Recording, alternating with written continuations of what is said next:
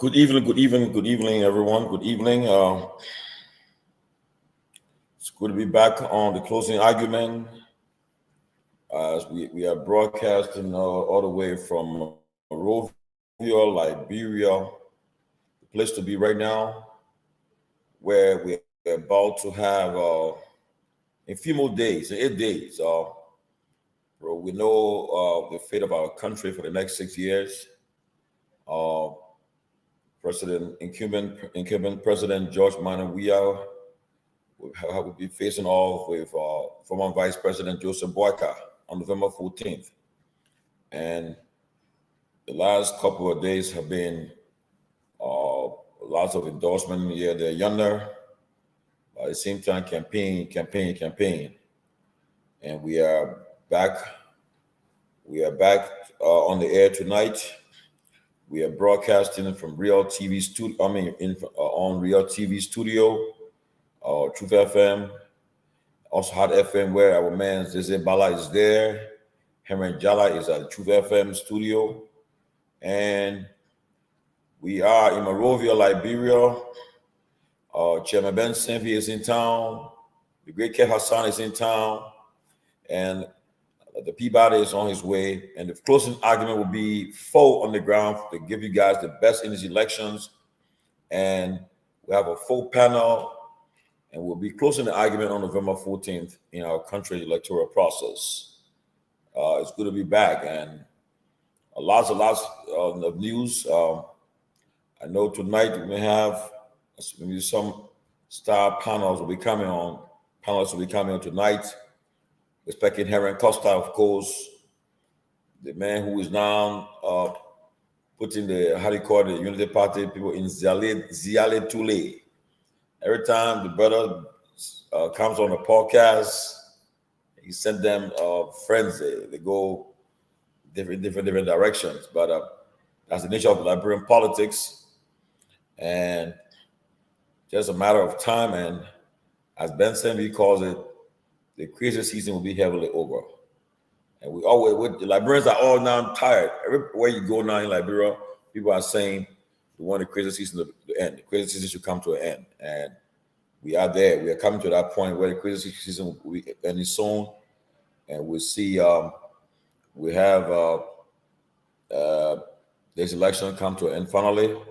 So friendships, families will reunite. Long friendship will come back, and people will get to know that politics is something that we don't have to fuss with each other or tear each other down. So we look forward to having an interesting show tonight, and also give you guys the happenings in Liberia and on this and the political landscape. So stay tight.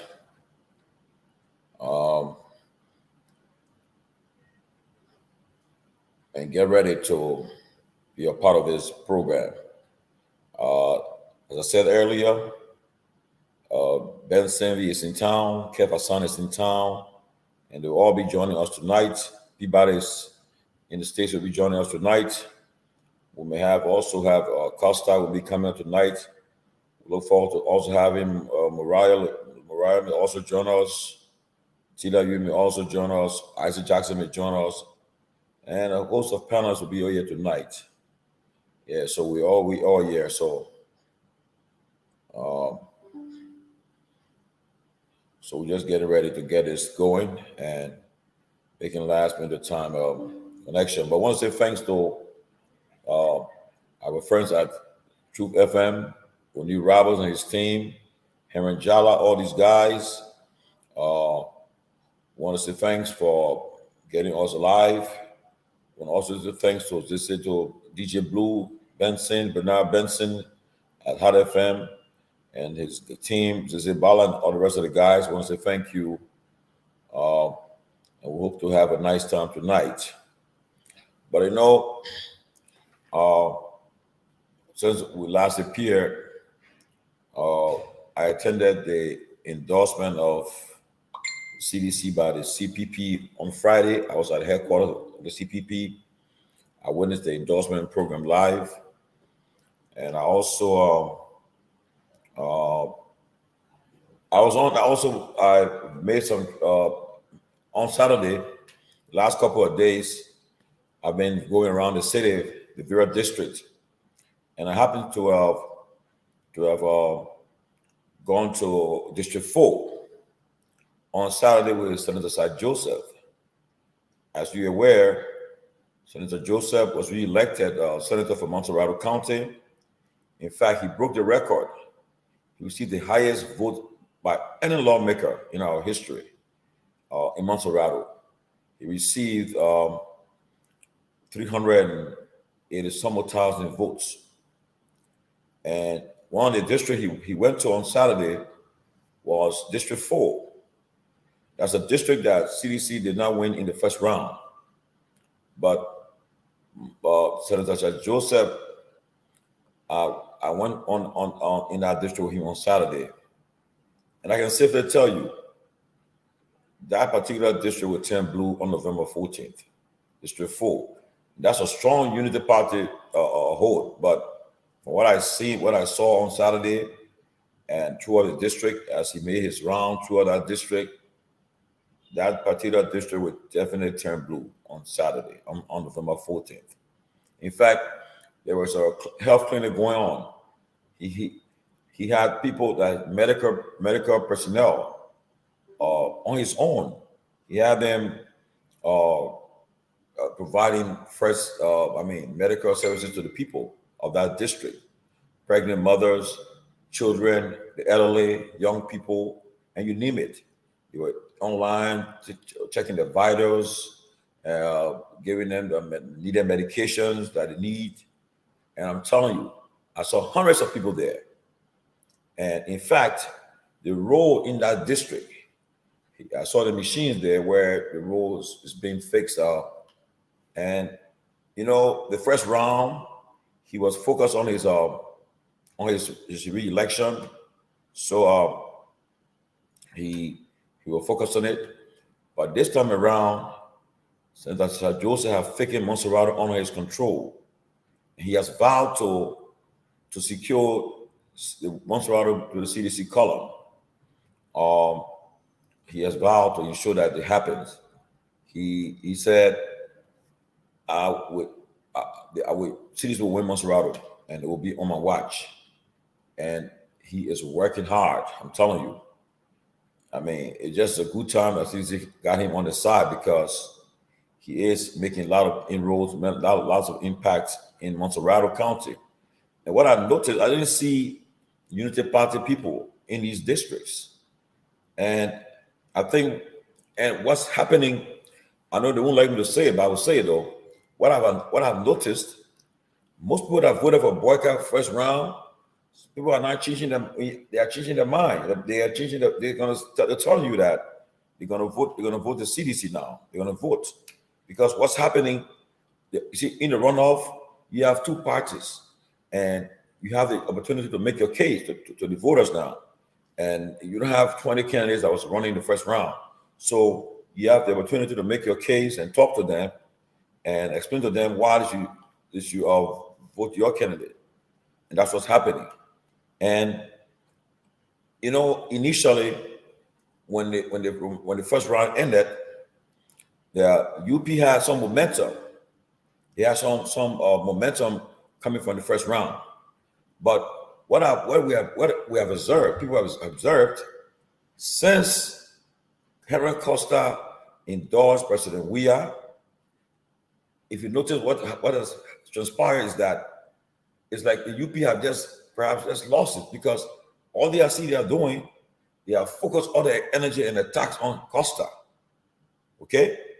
Costa is not running for president. He's not on the ballot now, but instead they are just focused all their attacks on him. I mean, all the surrogates, all those that are helping them, they are focused on Costa. They are attacking him while you have a campaign to run. Okay? And then CDC, meanwhile, they have now gone into the rural areas of Liberia. And Cape Mount, Bomi, Bapulu, Margibi, counties that CDC lost in the first round. They are making inroads there. They have people on the ground. They have sent auxiliaries throughout, and they are all over the country, all over the various counties. In fact, Margibi, CDC has vowed to take Margibi, and from all indications, Margibi, I see it going in the CDC column because they have put a lot of resources there. People are campaigning there. The president was there last week, and in the first round, you had Senator-elect McGill and Senator Nukwe. They had some issues going to the first round, and all caused the reason CDC to have lost Margibi. But now they are united, and the CDC, all the problems they faced in the first round, they have now rejuvenated. They have now got their acts together, and they are moving. I'm telling you. I would say what you see on Facebook is just the noise. The reality is on the ground. On Saturday, the president he went to play basketball with some young folks.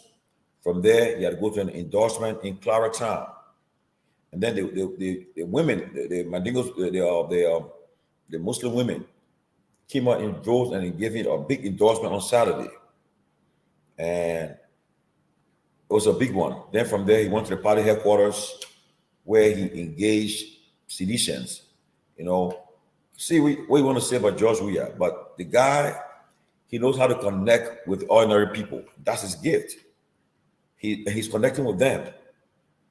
I mean, he's picked their language, he engaged them, and he interacting with them, and that's what's happening. And it's helping him a lot.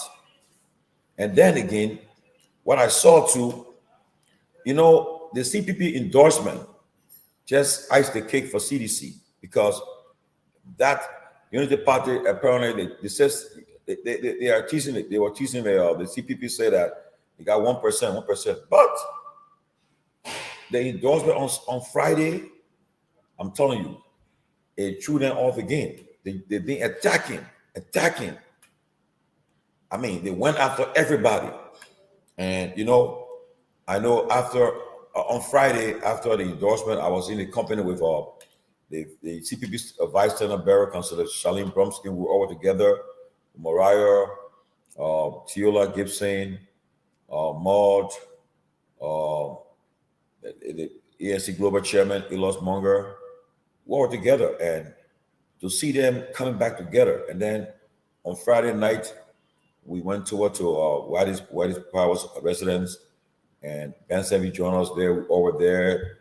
The same group I call again, Tiola, Maud, Mariah, we all were there. And Councilor Bromsky were there just discussing the issues of Liberia.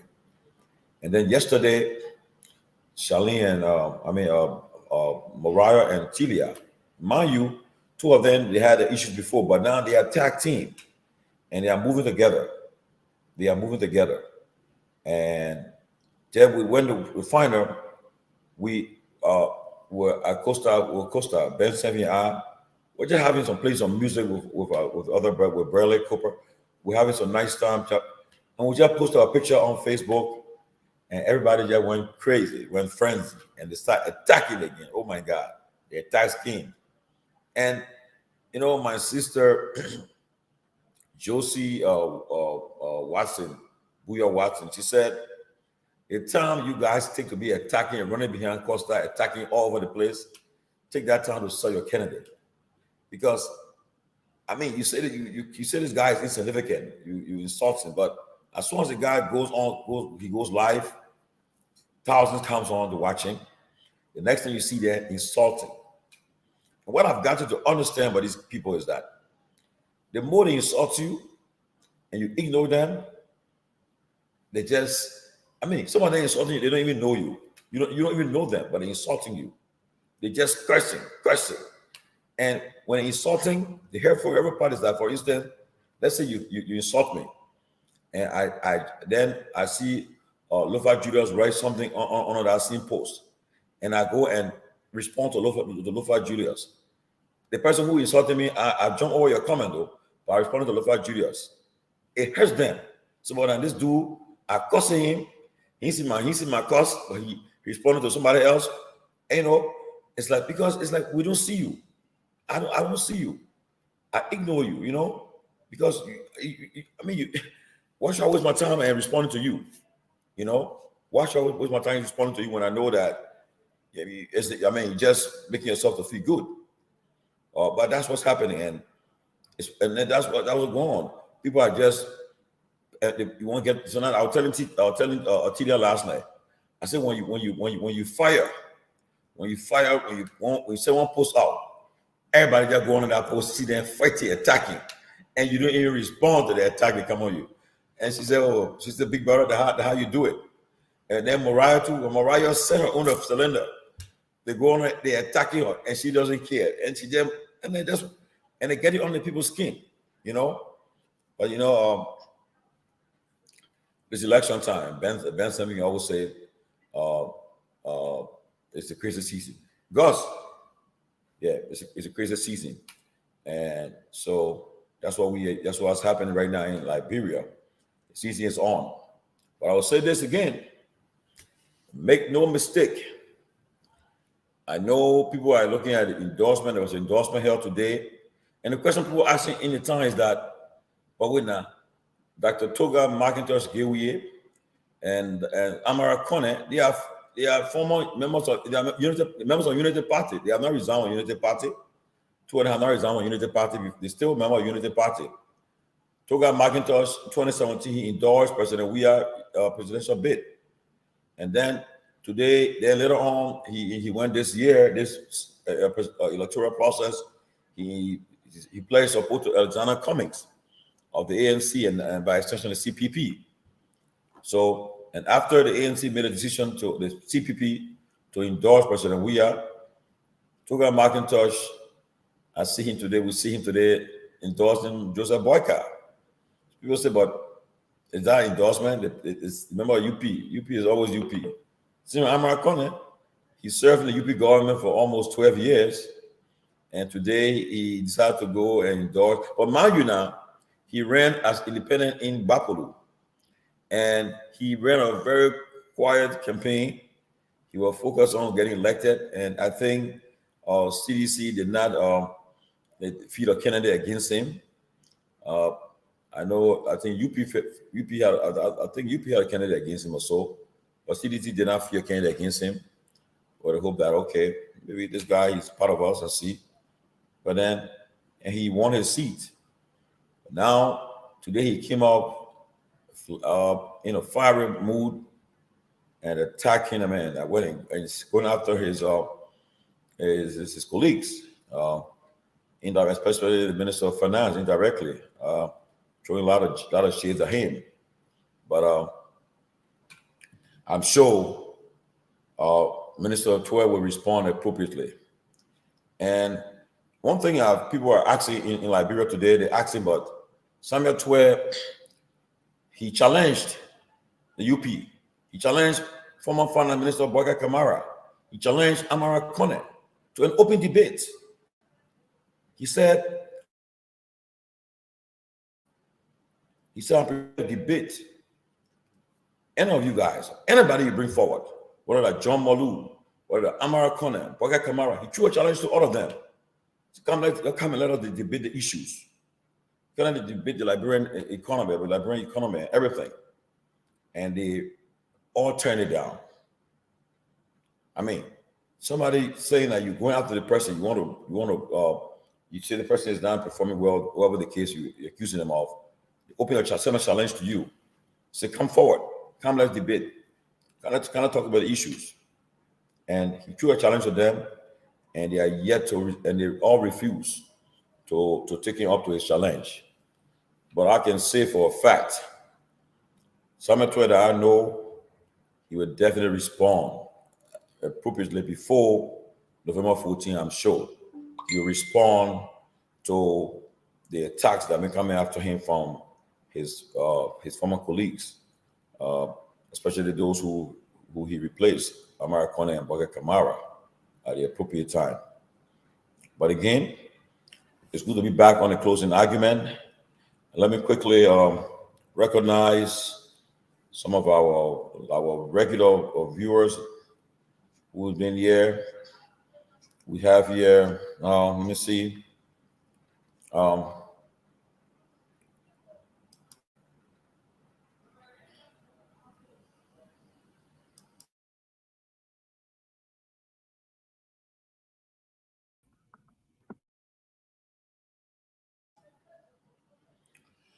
Oh, welcome, man, my brother Robert Gagwa Jr. Welcome to the closing argument. Good to see you, brother. In the meantime, let me recognize Bill Sampay, Shannon Gawe, Daddy Boy, Big Smoke Goody Williams, Gade Williams, Joseph Kwanyani Paul, Kitale Tabagi, Yuman Tamba, Napoleon H. Faya, also Yomantro Kranga, Moses Dennis, Edwin Kroll, my big brother in Delaware, James S. Kamara, Haji Sekou Soare, Joshua Jabo, Michael Godwin Johnson, Nora Khan, Laura Cyril Farr, Yvonne Adigibi, Winston Mason, Home Absa, Gamen Giflaw, Joshua Jabo, Augustine Payne, Chanel Harris. She said, "You lie too much." You sure I'm lying? I don't lie, Chanel. I talk facts. I'm not on one of those platforms you guys watch that talk make us just talk lies. I'm not in that game, baby. Trust me. I'm not in that game of lying. What I'm saying is facts. Let me tell you. American Abraham Puerto Modric Situ, Meye Bato, Emmett Hammond. Okay, and we go on. But look, Robert, it's good to see you, brother. Good to see you too, man. Good to see you. Good to be back. Thank you, man. The other day you did a great job hosting the show, and people got a lot of positive feedbacks about that. People praise you for that, and thank you so much for holding the turf in our absence.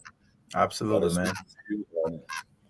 You know what's happening, man. We are at a crucial time in our country's history, and the runoff election the campaign is on, endorsement been taking place. Someone endorsement that wow endorsement, someone endorsement that via Mumu endorsement, someone endorsement that just the name endorsement, you know. Like I saw one dude today endorse one of the dude who he ran one of those who ran one of the tickets endorsing Peabody today. That dude, I think that dude, yeah, he's from Queensway era, from the Pennsylvania era. And I saw him say big endorsement. I said, "Oh my God, this guy!" everybody will be in the fight. But look, Robert, I'll tell you this is interesting, and make no mistake, the ruling CDC, they are doing everything possible. They are campaigning. They are not leaving those two unturned. They are in every district. They are in the counties that tomorrow the vice tenor bearer of the CPP, Councilor Bronson, is leading a team to Grand Bassa County. So be there for a couple of days to make the case for President We Are re-election. You got the folks in Lofa, they are there. You got Madam Ware in Nima. And one of the things, I saw a picture of some UP guys. They said they were in Grand G there. You go to us, I mean, are you wasting your time in Grand G there? Wasting your time in a stronghold of President We Are? So how can you say you want to be this guy and you're going in his stronghold where you know you can never, the man votes since 2005. He has always hit 75+% in that particular county.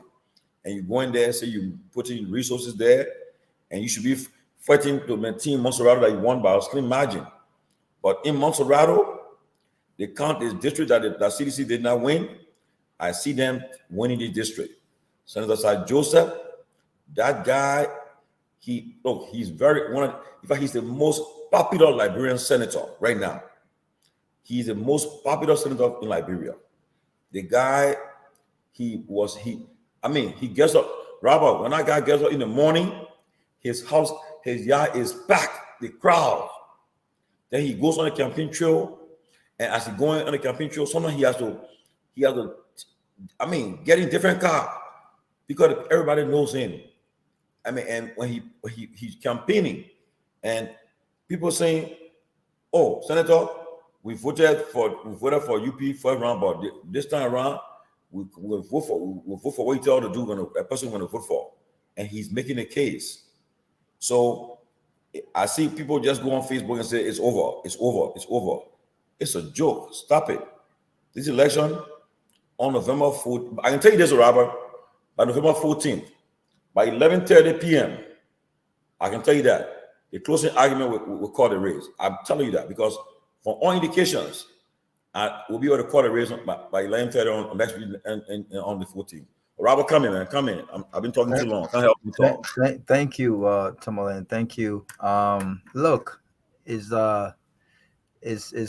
getting down to the wire. Welcome to all of our listeners and I see Heron Jella. Jella, you got something to say, my man? Oh, someone asked the man go oval. But you got something? Okay. What you said? Yeah, but it's getting down to the wire, Tomalin, and it's getting very interesting. We see endorsements being made. We are technically 8 more days from the elections, and some may say that the most significant endorsements have been made, but we might have some surprises. Who knows? Maybe a few more days to the election. But I do want to say this though. I have not listened to his speech just yet, but a big brother of mine, someone that I respect, and I think that a lot of people from both ends, say what you may about him, but a lot of people from both ends respect him. Amar Conan. I'm excited about Amar Conan's legislative win. I think that he's a positive, and I think that he will get some things done. And I'm encouraged by his win and whatnot. And today I think he endorsed the Unity Party, and I thought that he was firing. I didn't listen to the whole speech, but I'm excited about what he and others might do. In the House, and I'm hoping that that he adds what that quality of what is needed in the House, in the Senate, and what have you. So I thought that was a positive endorsement for Unity Party. Amar Conan, endorsing the Unity Party, and I'm hoping that Joseph Boakai and others can use this as a lesson learned. These are people that I believe could have helped him in 2017, right? And I thought that they missed a lot of opportunities to get the right people on board. But it's never too late. But like you said, I think that the momentum is currently leaning towards the incumbent. I think George Weah have been able to get some folks back. They've been able to breach that gap. A lot of disenchanted seditions are coming back. A lot of reconciliation, has been made. And he has been able to really get some folks, on his team. Now, each of us can have our own personal opinion about some of these people, But make no mistakes, right? These are people I believe either side would appreciate or would have appreciated. In fact, you can say all you want to say about the Urals and Costa, but truth is, uh, Costa was an effective machine for the Unity Party when they needed him most. And at the time it worked. It may have worked for them at the time. So I see a lot of insults and shots being fired on both ends. But as far as the momentum, I think that the momentum is leaning towards the incumbent. And this is the very first time in a long time, though, that I have seen the incumbent, right?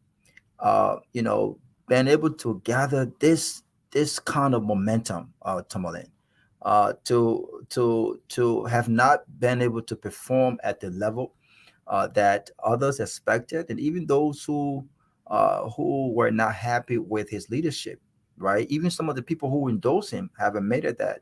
Look, we may have not been 100% happy with with George Weah leadership, but they don't see Unity Party as the alternative. They don't see change in Unity Party. It's almost like, pouring, old wine in your bottle kind of scenario thing. And so they've been able to get the momentum on that side, and let's see what happens come November 14th. Look, Robert, look, I'll tell you this though. One thing I forgot to say. Look, today Costa had a podcast, and honestly, you travel around the city, people are saying that's the most damaging podcast so far on the former vice president. Damn, I haven't watched that. I haven't watched that. It's damaging because he revealed receipts, and especially the one about the meeting in Ghana with Cummings, or where Cummings funded that meeting, or he was used to fund the whole process, to buy tickets and everything, give people per dime and all for that event, okay, in Ghana. They used that purpose, everything they did it, and they then to the point where after he knew that the meeting, he wasn't really into that meeting, but was only after getting the money to fund his trip to Lofa, and he came back and said, "I'm happy I got my I got my money to go Lofa." But it showed a progressive pattern where the former vice president was asking all the time, asking Costa, "I need money for this thing, I need money for that thing, for the occasion," and all was just being documented. Receipts are all there, and the question people are asking is that, how come this person who want to rescue Liberia, but for the last couple of years had a young man using somebody that can be his grandson, but he was pushing this man to go and raise money for him, get money, and then to bring money to carry on his personal activities. And the question people were asking, but that podcast today was very damaging. Say what you want to say. It was people are complaining, people are saying about it. It's very damaging, and I think Costa will be on tonight to double down on it and to talk more about making all the revelation and so. And it's sad. It's sad. And as people having lunch today in social gathering, they're concerned. But why? Why would the former vice president kept asking this guy to go look for money for him, bring money for him, and so forth?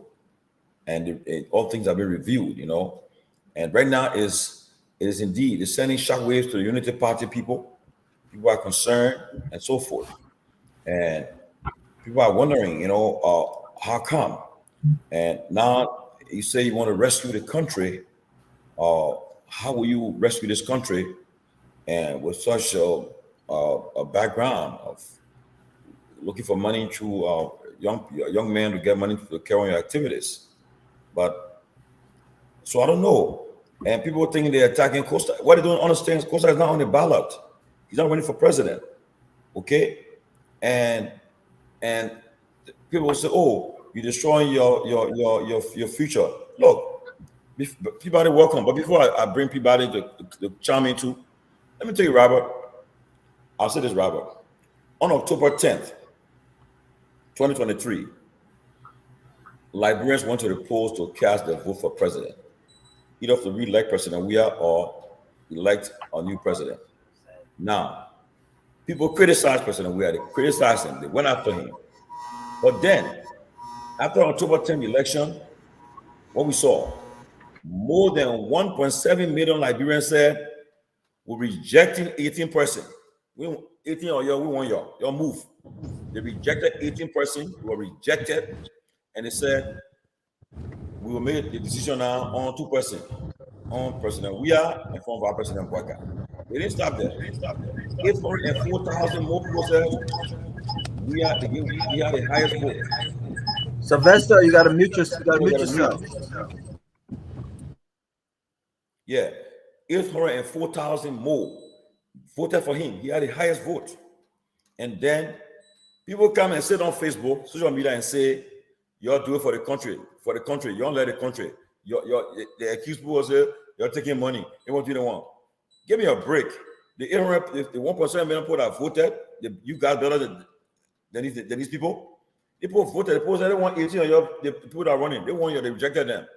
Okay, and then more even voted for the president. Say, "We want you." Just like he didn't attain the 50+1 votes. So when Liberians talking, so if they are serious to question people integrity and other stuff, some of them should leave their comfort zone and take part in the process, get involved. Okay, some people who did not come to Liberia, but rather you take your time from your job, your schedule. You can be with your family, but you take your time. You're not getting paid for doing what you're doing. People, every one of us, they come and give their time to the people of Liberia. And then you question people, say the people are we should do it for the country, do it for this one. Give me a break. And happy today, Costa said today, he advocate no more. Because waste your time being advocate. You advocate for the people, they turn around, they will tell you, say, what you saying, it made no sense. They will cuss you up. So right now, you do it by the dictate of your conscience and not by what people feel or think. That's why I really don't care. People who attack me, who insult me, it's up to you. I know what I'm doing, let posterity judge me. Not you will judge me, posterity will judge me. But there are people out there, man, welcome. Before that comes in though, let me just say something on what you said though. To that point, you know, before the October 10th election, I kept consistently saying the choice that the opposition makes will determine the outcome of these elections. And to be honest with you, every one of us must respect people's, freedom to pick a side, and you must also respect other the constitutional right of others to remain neutral if they choose to do so. Right? Everyone has, right to, you know, constitutionally decide which way they want to go based on principles, based on values, or for whatever reasons. Right? And so those 800,000 plus Liberians decided that, you know what, given the options, we have decided that we want to continue with this government, right? That's their constitutional right. Now, I think that there are areas where we can do better as people who know better, and people who are in this space of communication and have platforms. There's a lot of things we can do better with regards to education. Look at what happened with the House. The Liberian people fire 52 lawmakers that they're not happy with, but look at some of the replacement. Now, who would tell me that, Alex Tyler, for instance, would do better than the person who he replaced, right? So there's a lot of things going around, but this whole idea that Unity Party believes deep down that they are the alternative to George Weah, and anything less than that, is a reflection of someone who is now a patriot or someone who does not love the country or someone who has been bought or whatever reason, it speaks to this sense of entitlement and arrogance. Again, this election, the Liberian people will have to choose. The opposition have made that choice. They've decided to go with Joseph Boakai and Unity Party. Joseph Boakai and Unity Party will have to make this case as to whether or not they represents the past or the future of our country, whether or not they represent change or the status quo, whether or not they, as a party, is a reflection of everything the Liberian dream of. Look, George Weah is not perfect. CDC is not perfect. But this boils down to the choice of the opposition. Period. I don't care what anyone says. This is about the choice of the opposition. They've made their choice. They've made their bed. They must lie in it. Sure, be about it, man. Charming, man. Good to see everybody, man. Good to see you guys. Look, folks. Let me say this. Fact is, Costa made a very powerful revelation this morning. It was very, very strong, very, very powerful, and I began to wonder if a man who wants to lead this country is so jammed and dependent for others to support him like that. It speaks to what we're going to have when he becomes president. I mean, because something disturbing. What we see here is a man who worked for 12, almost 40 years in government, vice president for 12 years, and your entire livelihood was being dependent on somebody to raise money for you, somebody to pay for this, somebody to do this, somebody to do that. Then it's a problem. It only speaks to when he become president, what's going to happen. And then as Costa talk about other people that they were giving money to, and they were either using the money, were not being honest, they were eating the money. It only speaks to how tough it's going to be when he become president. So, but the people we see today who are castigating Costa, who are calling him by name, who are saying things, I mean, he made his choice. He was with the UP, and he decided, look, I'm not going to be with them again. I decided to go and support the CDC. For God's sake, can you respect that? Can we not respect that? You know, I always say this thing. In fact, people gave me the name uh, uh, ANC Peabody. I remember on our former network, that's what they called me, ANC Peabody, because I stood there and defended Mr. Cummings because the case at the time was Booger. And can you imagine how long it took those people going back and forth to court? You had Serena Sifa who were holding Mr. VP Barker by hand, holding him as his state witness, expert witness, walking him in. It was the same. And Mr. Cummings was back and forth, back and forth. That was a bad scene. The optic was bad. People gather up there and call Mr. Cummings, roll. You stole our and I mean all kind of names. This responsible man that have not breaking one law in that country or anywhere. They went after him like that. They treated him like some criminal. People said, "Oh, he got an owner for it." I still remember a press conference from Yumli Kanga when she came out that day. Oh, Mr. Cummings have to give an account of the framework document, and all those things were going on. They were dragging him. That the day country first, when you sat there and allow all of that to happen, that now you must put country first, put country over that. You couldn't put country first when you were dragging him to court, going back and forth with Mr. Cummings, or that the day it should be country first. So I don't understand when someone comes and says, look, man, I'm throwing my support behind this person. Why you insult them? Why you call them names? Why you go after them? This is not what democracy is. Okay, learn to accept other views. Learn to accept other who they support. It's not about You is not about. It's about the person. It's about me. I made my decision. This is where I want to go. You know. But they sat there for years dragging this. I mean, for months dragging this case back. And that today you tell us suggesting, oh, we're gonna have block voting. Oh, we're gonna do that because Mr. Cumming got money. He will go there and use that violence and take over. All those things happen. So now he's not gonna support you. His supporters, his supporters say they want to go and support. This is easy. So why you so mad about it? You know, why you mad about it? You know, Look, so it's really sad. It's really sad. Honestly, you shouldn't. We're going back in the same. Something else already done. We're going back in the same wall. You can't shake somebody from when I shake Costa hand.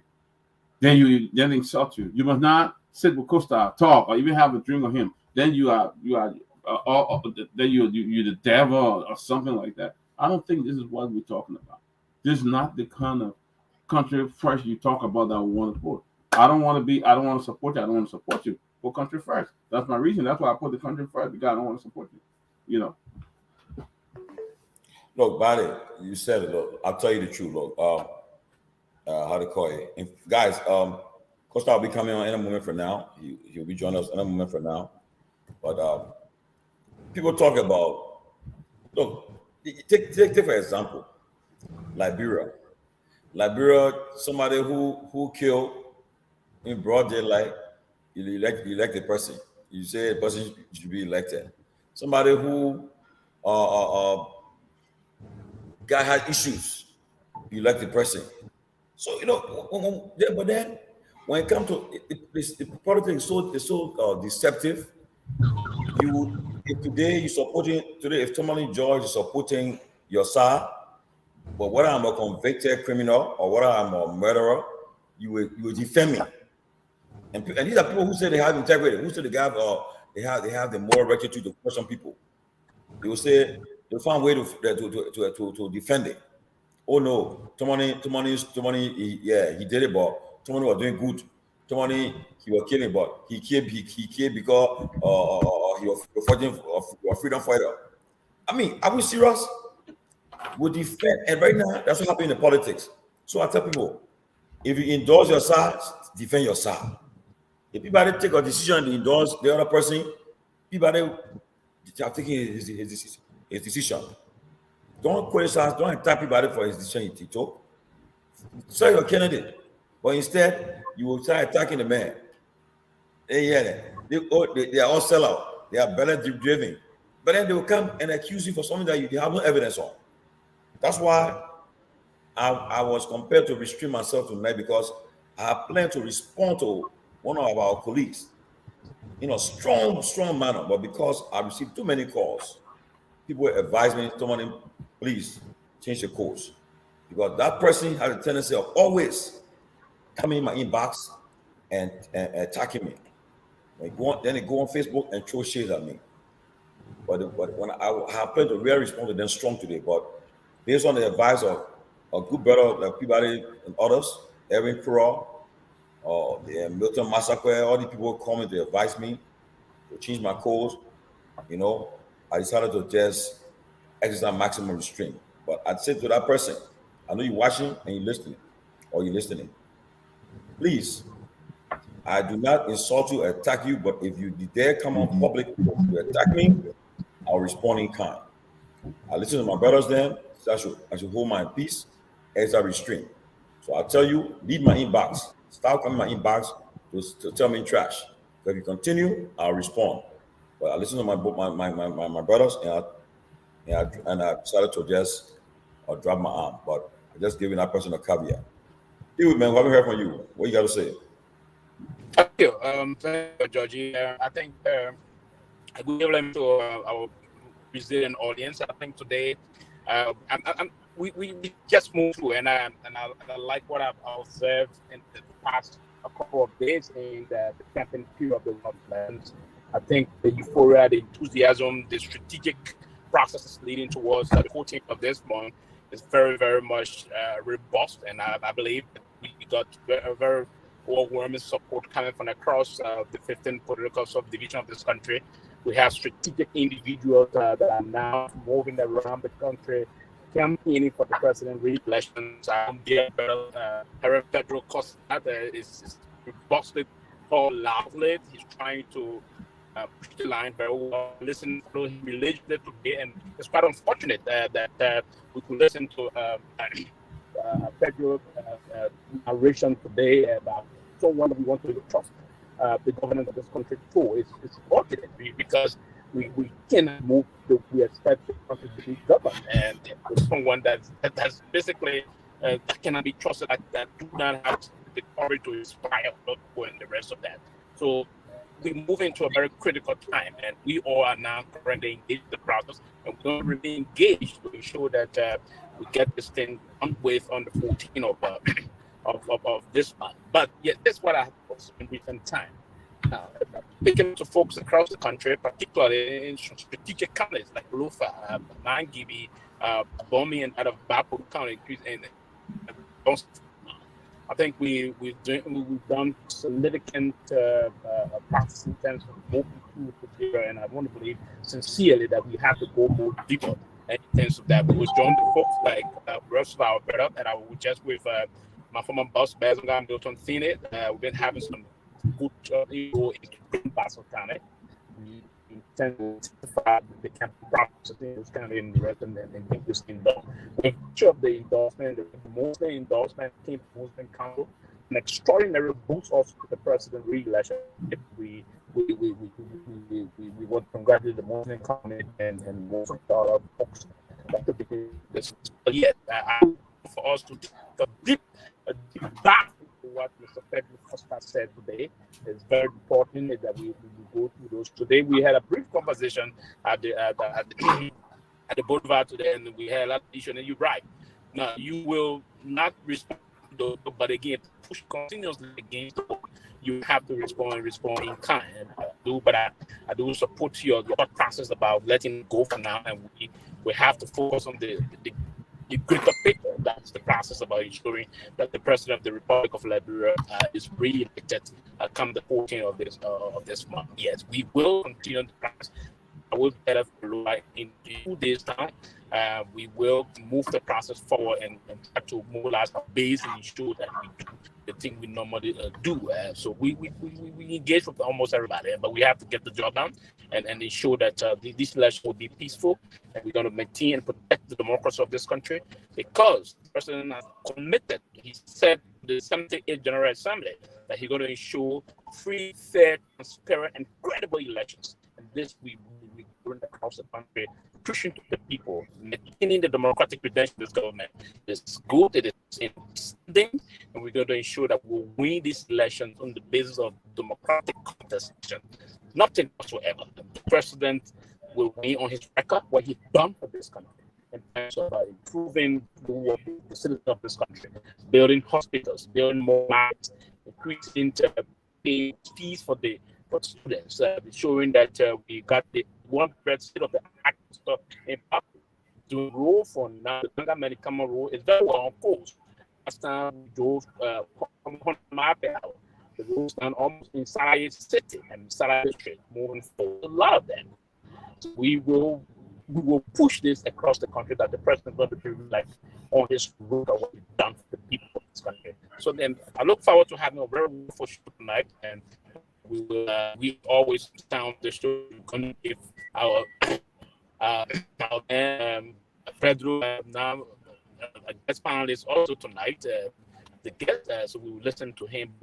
I look forward to, going more deep and have some of the Pedro said. I think that if in all of what he shared today, he gets some of this country, and also more going to collectively process to the job. So Pedro, I'll come to the closing argument again. We look forward to having a very informative tonight. Thank you, Pedro Costa. Again, welcome our friend and brother, Heron P. Costa. Costa, man, look, this is the guy who the last 2 weeks, 3 weeks, he changed the momentum that UP came over in the first round. He just, once he made an endorsement, they are putting him on the ballot now. He's apparently running for president, because every time on him is an attack on him. They're attacking with every post coming on him. And yes, the man who somebody was telling me today, I don't know why he tried to do it on disguise. They recognized him. He had to jump back in a car quickly to rush out of the scene. That's the person that says unpopular. See, he's unpopular, everything. And he went Kakata again to a campaign. And he was gone. The crowd again refused to let him go. And today again, when he went through that podcast, it's the talk of the time. And now people are saying it's the most damaging podcast so far. But Costa, welcome back to the closing argument. Good to see you, brother. And it's all yours, man. You can take it from there, and let's roll. Thank you, gentlemen. Thank you very much, brother Tomalin. Thank you to my namesake, Dr. Peabody. Thank you to my brother Sylvester Pee-wee and my dear good friend, Mr. Robert Gagwa Jr. It's a pleasure to be here, gentlemen, to share this very beautiful evening and wonderful platform, to sit on this wonderful platform, to just engage with you guys. It's a very good pleasure. It's good to see you all. Look, the podcast today, man, is causing a lot of it's trending. I mean, everywhere you went today, whether a lunch table or some social gathering, whatever the case, in various chat rooms, they're making the rounds, and it's like you put another move up. What you did today, the UP got some endorsement today. Should have been a big endorsement, but apparently your podcast just took the endorsement completely down, because that's not what trending now in the news. It's making headlines. That's not why making headlines. Everybody is now calling. They can say the eagle has landed. The eagle has landed. Things are now being taken off your podcast, and it's making rounds. Well, I don't know how you do it, but UP people will blame you, man. They are blaming you for I mean, they're not going to win. They're going to blame you big time. But Costa, man, you can go on and tell us more about your podcast today, man. Well, they're certainly not going to win. President Weah and his team, they did a great job in the first round. I think they just needed some help, and I mean, what they pulled off was remarkable. 806,000 votes in the first round. But, I mean, it's coming to sharper focus. People need to stand up. This is no time for neutrality. It is absolutely necessary that we all stand up and rally around, because Unity Party is a disaster. You can't let Unity Party come to power. The whole idea, first and foremost, for Joe Boakai is some financial cushion. The old man knows that it's not really the presidency he wants, because he's not going to make much of a change there if he really wants. For him is a way to escape the very difficult life that he's lived for the last couple of years. What basically living off of people is some kind of financial cushion for him. And this is not what the Liberian presidency is for. He doesn't have the energy. He doesn't have the stamina. Age is not in his favor. His health is not in the best shape. He just wants to take the country and give it to Jeremiah Kuhn, which you all reject and refuse. So that is exactly what we're all trying to do here, to ensure that we don't have a situation where Boakai plunges this country into the hands of people who could destroy this country. And that's what we're trying to do here, my man. Just to keep it steady, keep it peaceful. That's what we're trying to do. Nobody's saying here George Weah is a savior or a messiah. That's not what we're saying. What we're saying, Unity Party cannot be trusted. What they bring to the table is dangerous. And Joseph Boakai has no contacts. He can't rescue you. If he could rescue you, he would have been able to rescue himself. That's the moral of the story. The moral of the story is that Joseph Boakai is incapable after serving as vice president for 12 years and 30 other years in government. He could not put away some nest egg, as the Americans would call it, to take care of himself in rainy days. He could not look beyond his days in government.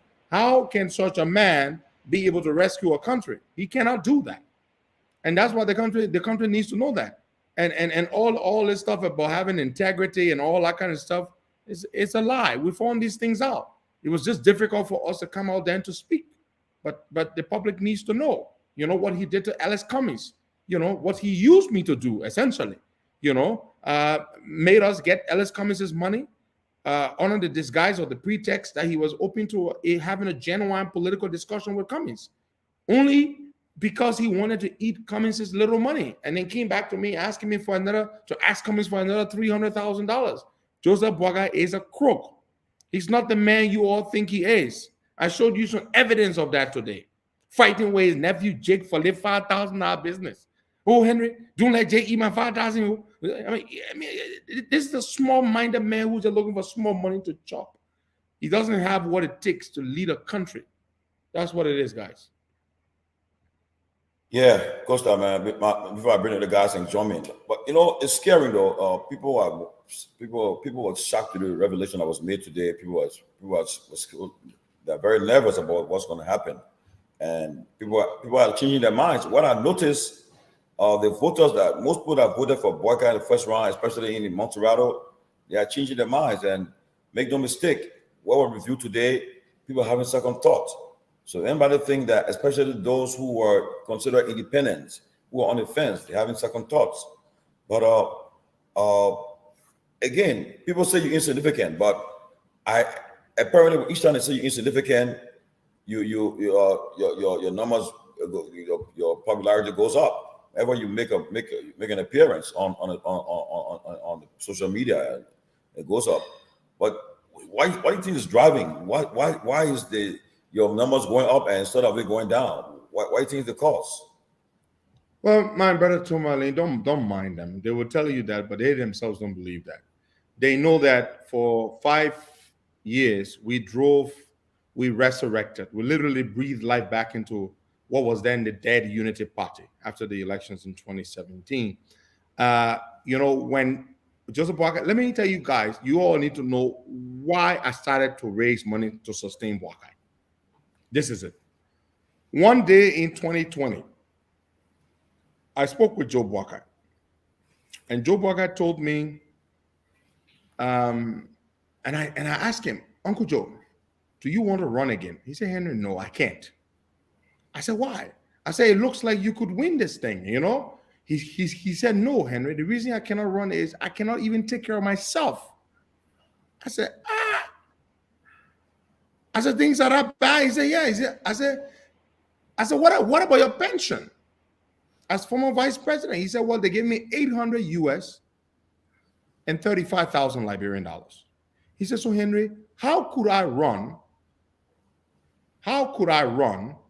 if I don't have anything? I can't even take care of myself. I said, okay, so if I could find some money to sustain you, could you get back in this thing and be active again? He said, yes. My boy, yeah. This is how Boakai became a presidential candidate. So I said, okay, I will go hustle. And I went about hustling, guys. I went to my friends, my Lebanese friends. Seems like the light is gone, huh? Yeah, you'll come back. Yeah, see, he went off. Seemed like his power went off. Yeah. Yes. But Robert, man, charming. Look, what's so far what you heard? look, I want to be very clear. I think that everyone should speak their mind, and I think that's what Heron is doing. But if I was campaigning for Joseph Boakai, though, I think that we have 8 more days to these very important elections. And instead of going after Costa, what I will be doing though, I will focus more energy on campaigning and selling Joseph Boakai and making the case why George Weah should not have a second term. I think I will spend most of my energy doing that because, like you said earlier, Costa is not he's not on the ballot. You can have your opinion about Costa, and whether or not you like him and why you don't like him. But realistically speaking, he does have some sort of influence in our politics. And there are people who listen to him. He has a following, and you cannot take that away from him.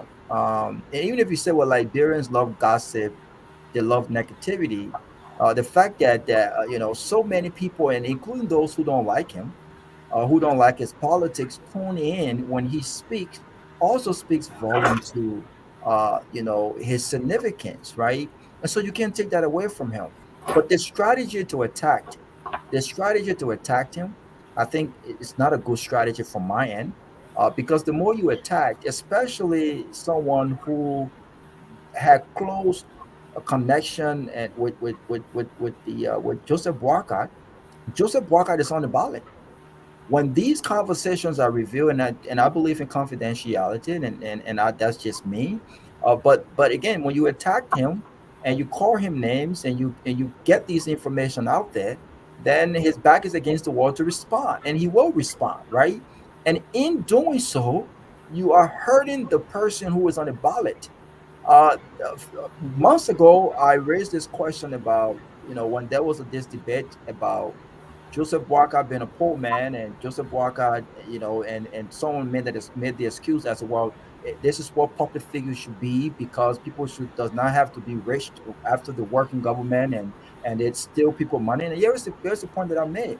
I said that everyone who works in the Liberian government does not have to be thieves to manage what they've earned. And I can make, if I choose to make $10,000 every month or $7,000 every month over a period of 40 something years, and I'm in the stage of my life almost near retirement, and I do not have anything to sustain myself or my medicals, my food, and it raises a question as to what did you do with your money, right? It doesn't matter how much that money was, right? And so this idea that everyone who is living, there are a lot of people who work under Ellen-led government that are still traveling the world, they're still living decent lives, right? These people were not involved into corruption. I didn't hear that names in corruption. I can call many names. And so this argument that just because Joseph Boakai is a poor man and he's living on government badam and so forth and so on speaks to the fact that he wasn't corrupt. It's not an argument that is a logical argument to make. The question is, what did you do with the money that he's a career politician, and you expect a career politician like him not involved in corruption? Kudos, great and everything, but how well did he manage what he earned? I mean, these jobs were not he didn't do pro bono work. People who work in the government, they are paid to work in the government. So if you honestly earn something, then the question is, how well did you manage them, right? But this attack, this tick for tick, right? The tick for tick, and going back and forth, you cannot win this debate, because what is happening is, every time you attack him, he will respond, and every time he responds, I mean, it raises question about who The Joseph integrity. truly Yeah. is, right? Mhm. Talked about my nephew and how important this person is to you, and you commit where I will never disappoint you.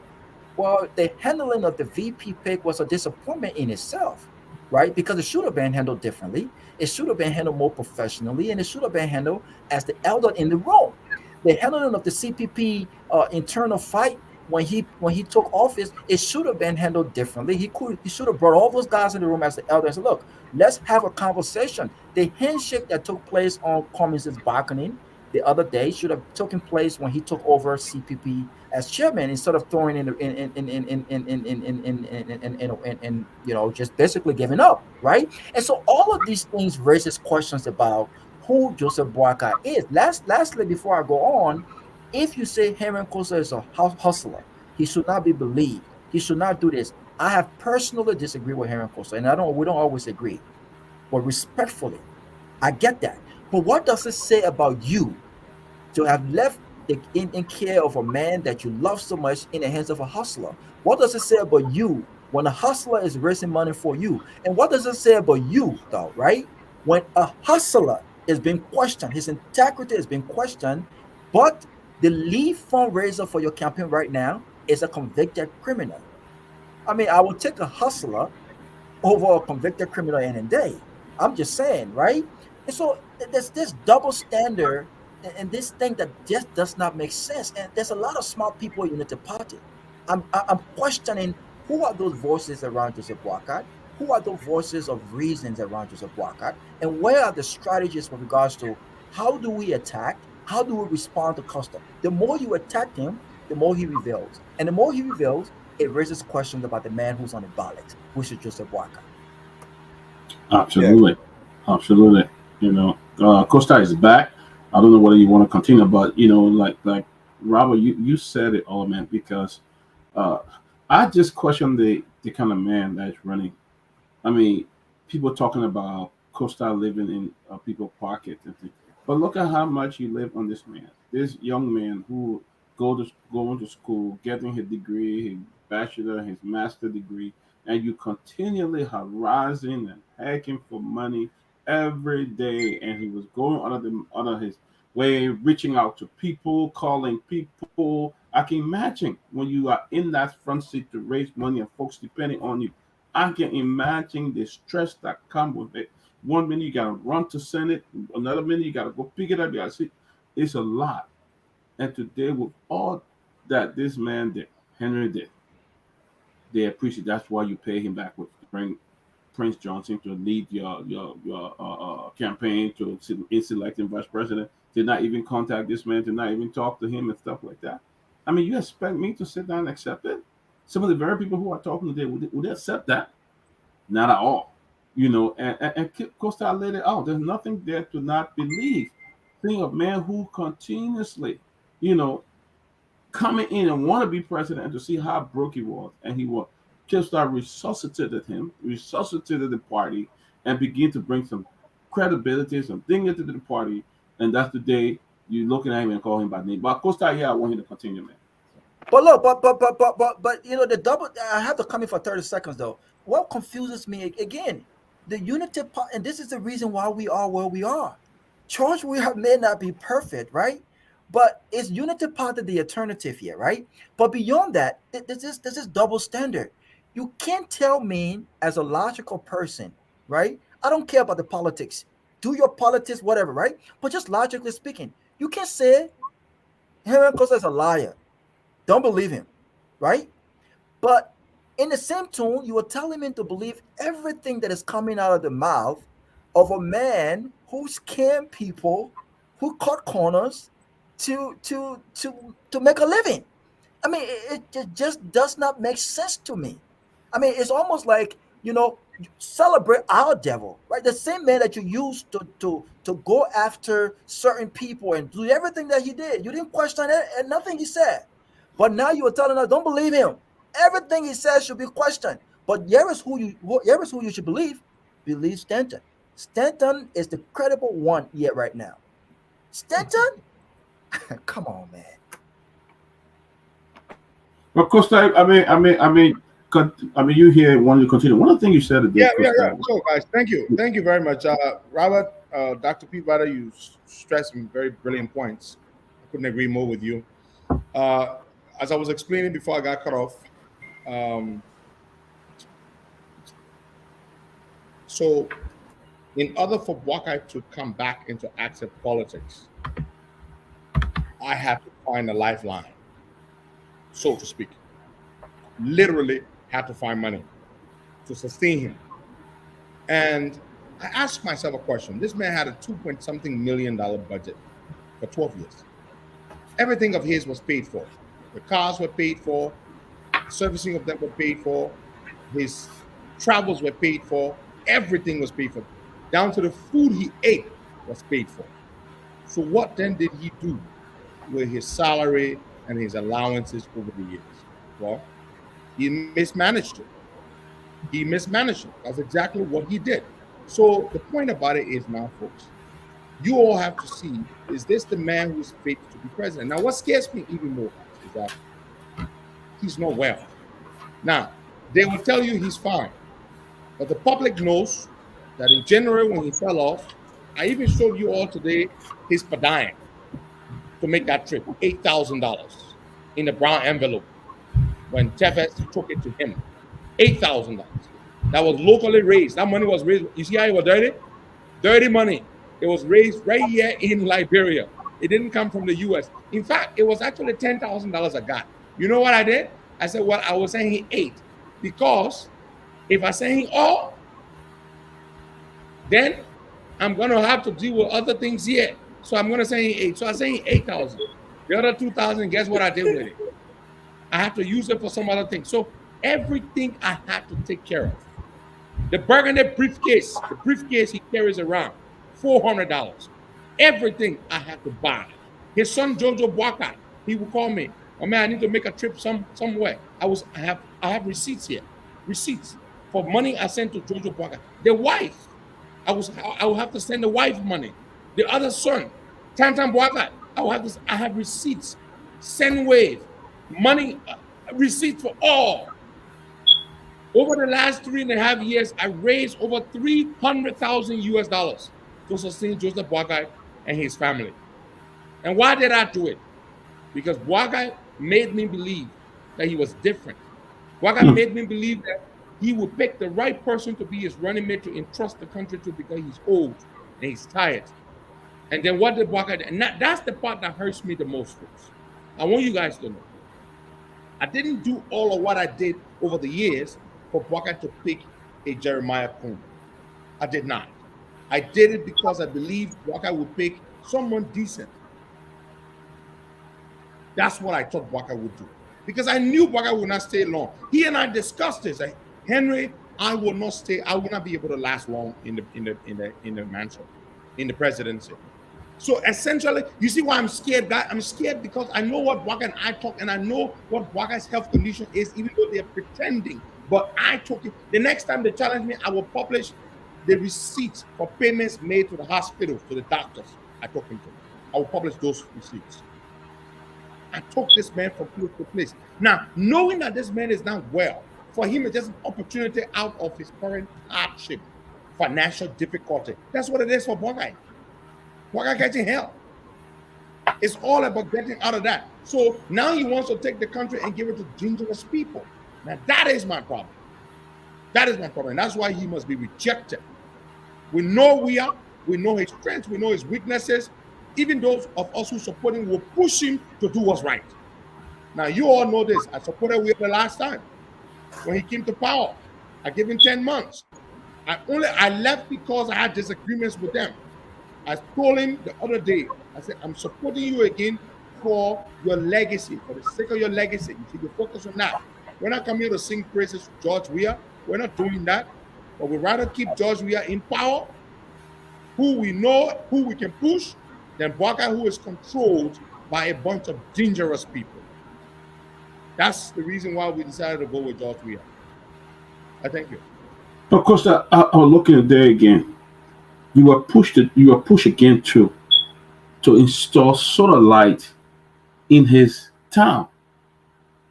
At Bombing, you saw the pictures. Yes. Yeah. Somebody who had been vice president for 12 years with $2.something million budget, you again was called to ensure that you have solar light and things. I mean, I want you to talk about that. I kind of missed that part when you talked about it earlier. I missed it. You know. So what happened was a good friend of mine gave me some solar lights, and so I decided to share with some people. I helped some of my friends who were running. One of them got elected. I think I gained 30-something pieces of solar lights. And so I had these solar lights. I was like, Uncle Joe, what's the situation with lighting around your house in Bombing? I said, I got some solar lights, though. He said, oh, Henry, that would be great. I said, okay, I will send my team to install the lights. I paid the guys. They took the lights to Topmanburg, and they installed the lights at his house. The transformer in his yard, I told you the other day, I put it in his yard. $2,500, $2,500 US. You know, the air conditioners blew up the last time at the house. I had to send my team. They fixed, they repaired the ones that needed to be repaired. They gas some of them up. Everything, guys. It was custom. It was custom. And I wasn't talking these things, and the people were cussing me. Oh, cussa this, cussa that. You know, we did so much. We did so much, guys. We did so much to keep this puppet going. But he betrayed the promise he made to me. The promise he made was he would pick a decent person to be his running mate. And Boakai is not in control. I don't want to let the Liberian people know this. Joseph Boakai is not in control of himself anymore. He's teleguided. He's managed by dangerous people. You all sit there and think that Boakai will be the president, will be in charge. Boakai is not in control. The likes of Jacob Kabakoli, Brownie Samukai, Francis Yoma Lane, people whose names are not even that well known in the public, they are the ones that pull the strings and control Joseph Boakai. It's a dangerous situation, gentlemen. This is the old man who has to go to sleep every afternoon. He can stay awake all day. He has to go to sleep because you know what he does? He does not go to sleep at night. He's up all night rather than resting. The doctors have advised him, have a good night's rest. He doesn't want to sleep. In the day, he's very unproductive. He's always asleep. Somebody will have to sit close to him in a meeting to be nurturing him, to keep him awake. How can such a man as president function effectively? How? The old man is not up to the task. He just isn't. So let me ask you a question, because look, there are a lot of people. Let's have a conversation. I got two questions, but the first one has to do with let's just go back a little bit. A lot of people think that the fact that you were now picked as the VSB really ticked you off, and so I really haven't heard you speak on that, right? Let me ask you a question. How would you have liked to see this whole VSB pick process handled, irrespective of what was told to you and the conversations that were held? Generally, in the interest of the institution, how would you have liked the VP pick to be handled?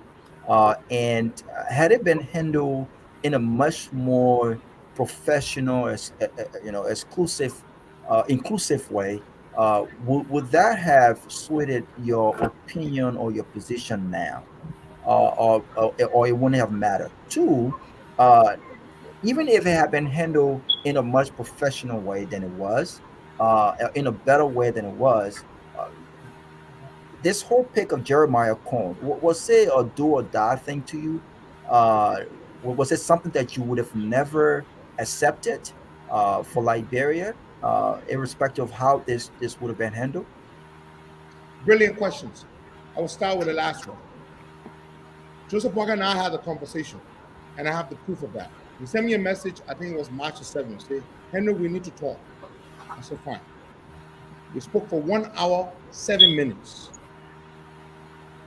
And I told Joseph Boakai, on that call, he was telling me about all the people who were shortlisted. And I told him, Jeremiah Cohn is a no-go zone for me. If you pick Jeremiah Cohn, I will withdraw my support. Let me repeat, there was absolutely no way I would have continued to support Jeremiah and Joe Boakai with Jeremiah Cohn as his running mate. Let me repeat this. Maybe people didn't hear it. There is nothing, even if Boakai could play magic or could suddenly become Jesus Christ to bring my dead beloved mother back to life, I would have never supported Cohn. The reason is very simple. The reason why I chose Boakai to do all of what I did for Boakai, you know why? I was fooled into believing that Boakai had integrity and really meant well. That's what I was fooled. So because I believed that Boakai meant well, and knowing Boakai's health condition, I knew that whoever became his VP, Robert, would become president in the first year or second year. I mean, I knew this was a dangerous idea. So my preference was Nyenwolo. That was my preference. And I made it clear to him. I said, I'm not a fan of Yombli. Yombli has no clearly defined political ideology or philosophy. Yombli is just somebody who Bromsky picked and told her to warm his seat, and she eventually became senator. But Yombli has never laid out any clear political ideology, and I'm driven by that. So Yombli, I'm not trying to put her down, but what's Yombli ideology? Has she ever espoused anything serious? No. So I told him my clear choice was Tier 1 Congo. But I told him, if you pick Yombly, I will still support you. Even though Yombly is not my preferred choice, but I will still support you. But with Jeremiah Kun, I will withdraw my support. Then I came to Liberia on April 3rd. April 4th, I had a conversation with Waka for 2 hours. Again, I reiterated my position. You pick Yombly or anybody else, I will support you. Or you pick Jeremiah Kun and Prince Johnson, I will withdraw my support. Waka decided to do this. He cut off communication with me. Imagine if Joe Waka stopped talking to me, stopped talking to my political leader, who did a whole lot for him. Mr. Ure did a whole lot for Waka, but it is for him to say, I speak for what I did. Everything I did for Waka, all the money I raised for Waka came from my end. Mr. Ure, all the money he gave Waka came from his pocket. I raised that money, but Mr. Ure spent his own money. So he will speak to that. But he stopped talking to my political leader. He stopped talking to me. He stopped talking to Tilia Ure, who was one person who got some money from him here and there. And Joseph Walker cut us off. And you talked about the manner in which the whole running mate thing was handled. Let me tell you something. Maybe my party people would have accepted had Walker consulted with them. I want to repeat. Maybe Mr. Ure and Tilia would have accepted had Walker gone to them and say, oh, I want to go with Jeremiah Kun. I need your support. But I, Henry Costa, was going to resign from ALP if they had accepted to support Jeremiah Kun, I would have resigned. I mean, there is no way on God's earth that a Henry Costa can support a Jeremiah Kun who came from absolutely nowhere, who stands for absolutely nothing, who was one of the most corrupt lawmakers. All of a sudden, Jeremiah Kun became rescue tool. Robert, I could never compromise for that. Maybe the Urians would have accepted, but not me. Not me. I would have never supported them. In fact, I was going to resign from the ALP had Benana and Tilia and ALP decided to go with Waka. Because for me, I don't do politics for what's in it for me. Because if I were they say, oh, Costa, I want money from Jawia. You know how long CDC people been wanting me?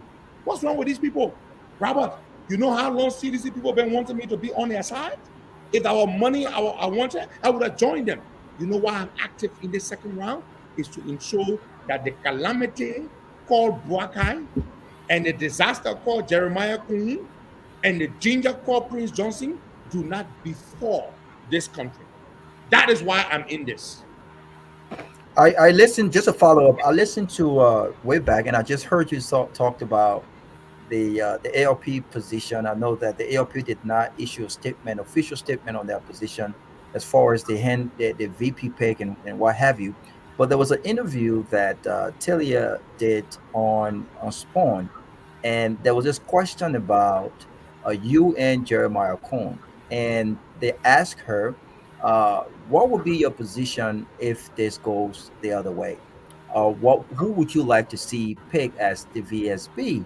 And I think that interview was telling, just based off of your response. She said something about, and if she's watching, she can probably clarify. But she said something about how Jeremiah Kun had not been in the trenches with them, and that Jeremiah Kun basically came from nowhere, right? Jeremiah Kun, she does not know Jeremiah Kun. She does not understand Jeremiah Kun's support. And by the way, at the time, Jeremiah Kun was still supporting the incumbent, George Weah. They had not yet decided whether or not he was going to run or not. And so my question to you is, did you guys have a conversation about? And then she said, well, if it was Yomi Kaka Lawrence, she would be okay because Yomi had been around. She knows Yomi Kaka Lawrence and so forth and so on. Did you guys have a conversation about this position, or was it something ALP was leaning towards? Well, yes, Robert, we are politicians, and so we did discuss these things. We knew that we could not work with Jeremiah. We just knew it. And I don't know how solid their position was on it, but I know what mine was. Mine was unchangeable. There was under no condition I could work with Jeremiah Kun. I mean, this guy, this guy's a horrible guy. There is a report out on this guy. He used government money. He took $1 million through the budget to support his hospital. When the news broke, he took the hospital and turned it all to the government. He's a horrible guy. He's everything that I've been preaching against. And like what I told the Liberian people today when I appeared briefly on the Costa show, you all say I'm a traitor, I betrayed you, I disappointed you. But you, the Liberian people who support Joe Boakai and Jeremiah Kun, you're the real traitors. You know why? All of us were saying Jeremiah Kun, Prince Johnson, they're all horrible people. But the moment Joe Boakai picks Jeremiah Kun, overnight, Jeremiah Kun had a saw to pour moment. He was now a saint. I mean, look at the hypocrisy of the masses. You want to hold me to standards to which you do not hold yourselves? Jeremiah Kun is a corrupt, sleazy lawmaker who was in bed with the ruling administration, and he didn't even win the Senate seat the right way. He had to go to the Supreme Court against an opposition figure in Edith Bungalow. Where? And you come lecture me on integrity. Do you, the masses, have integrity? You support a rogue to be running mate, to be rescued too? Prince Johnson, who you say who should take to the war crimes court. Today I see you clapping for Prince Johnson. Alex Tyler, we call corruption King Kong. He's on your side. You're clapping for him. You want to talk about integrity? That is why I have resigned from advocacy. I am a full-fledged politician. The way the Liberian people beat the drum, that's how we're dancing. I am no longer an advocate because the Liberian people are they hold you to one standard, they hold politics to another standard, and they hold themselves to no standard. Liberian people stand for nothing. Yeah. Nothing. Yeah. So, being a full-blown politician, what is your response to those who think that your career is done, pretty much? That you have no more political career? I would need to wake up. My answer to them is that the fact that you are comfortable with voting for a terrible warlord in Prince Johnson. Ellen Johnson Sirleaf, the mother of the war, became president 2 terms. Charles Stiller, the father of the war, became president. Henry Costa, who hasn't killed a fly, because I simply withdrew my support from a wicked, unstable 80-year-old man that I raised money to feed, and that is why my career is over? Are you freaking kidding me? Something got to be wrong with you people. My career is just starting. The 80-year-old man career is done. Because on November 14th, we are retiring him. That little money he wants to go to, he wants the presidency to provide a degree of comfort for the twilight, the remaining months or years of his life. He's not going to get that. He will continue to receive that $800 US and the $35,000 US. I mean the $35,000 Liberian in pension. That's what he will continue to receive. Not the salary and allowances of a president, because he'll never be president. Fiat ball, abomination. Just like you just said something, and so far I've seen you on the campaign trail, and over the weekend you sounded, and today again you sounded more confident that President will be re-elected. What is building your confidence of that President will be re-elected? Because of what I see. Look, let me tell you guys a story. We went to Kakata, where UP won by a very narrow margin. And one of the reasons why UP won that, there was internal rift within the CDC county leadership structure. For example, Emmanuel Nukwe, who's a sitting senator of the county, and now Senator-elect Nathaniel McGill, they didn't get along. So that didn't help the campaign in Magibi. But that thing has been patched out. Mend the fences, they're together now working. There's more cohesion.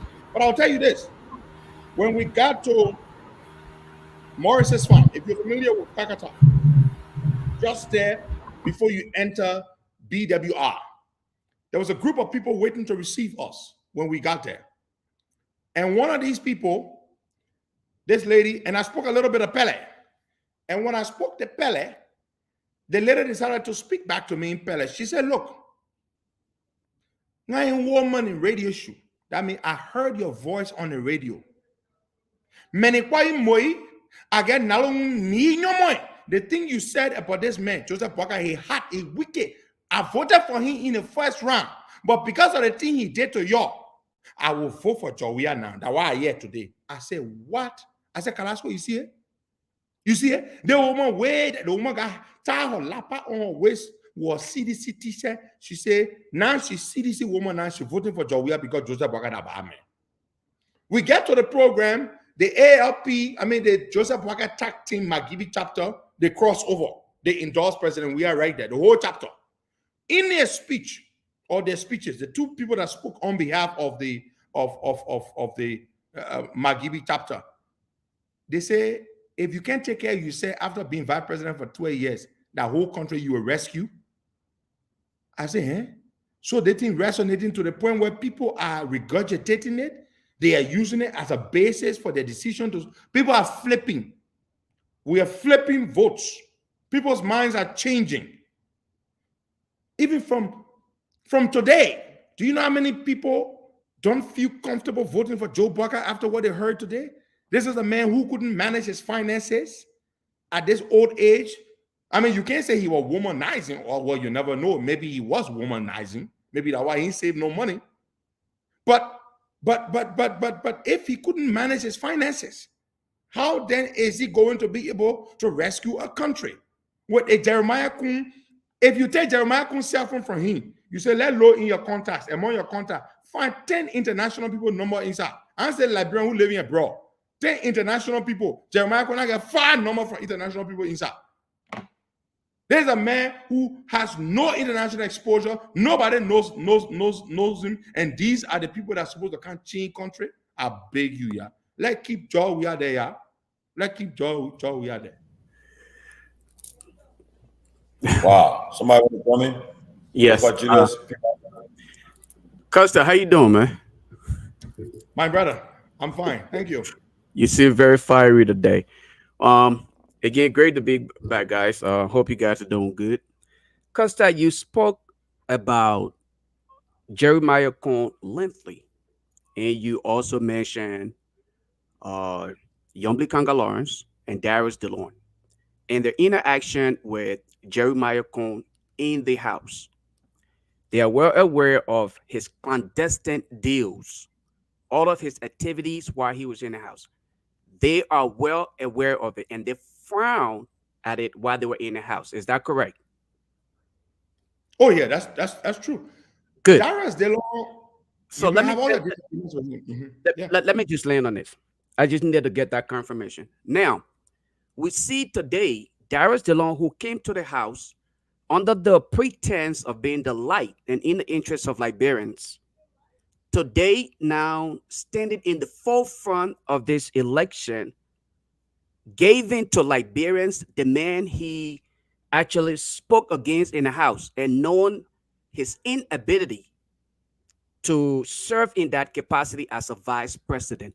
What does that make of the likes of Darius DeLorme and Yombly Kanga Lawrence to actually push the idea of a Jeremiah Kun, and knowing the state of our nation today? What does that say, or what does that say to you about the likes of Darius DeLorme and Madam Yombly Kanga Lawrence, especially Darius DeLorme, who is supposedly the light in quotation? Look, I want to say this. There are some things I will not say. Man can't talk all. But I know that my man DeLorme and Yombly, then they find themselves in a difficult situation. I will not go in detail, but I know they're in a difficult, because DeLorme used to be on the other side, still is, fighting against some of these things that he believed were not right in the Senate. And Kun was on the other side, voting for everything, taking all the money. DeLorme, for DeLorme to see himself today, I know how my man DeLorme must be feeling. Especially DeLorme. I will speak for DeLorme. I can't speak for Yombly, but look, it must be difficult for DeLorme to be selling a Kun. It must be hard for DeLorme. Because let me tell you something. DeLorme made a threat. When the elections were coming, DeLorme said something before Kun was picked. DeLorme said, all of you so-called opposition people in the Senate who have been voting the way you have been voting and behaving the way you've been behaving against the Liberian people's interest, when elections come, I will never campaign for you.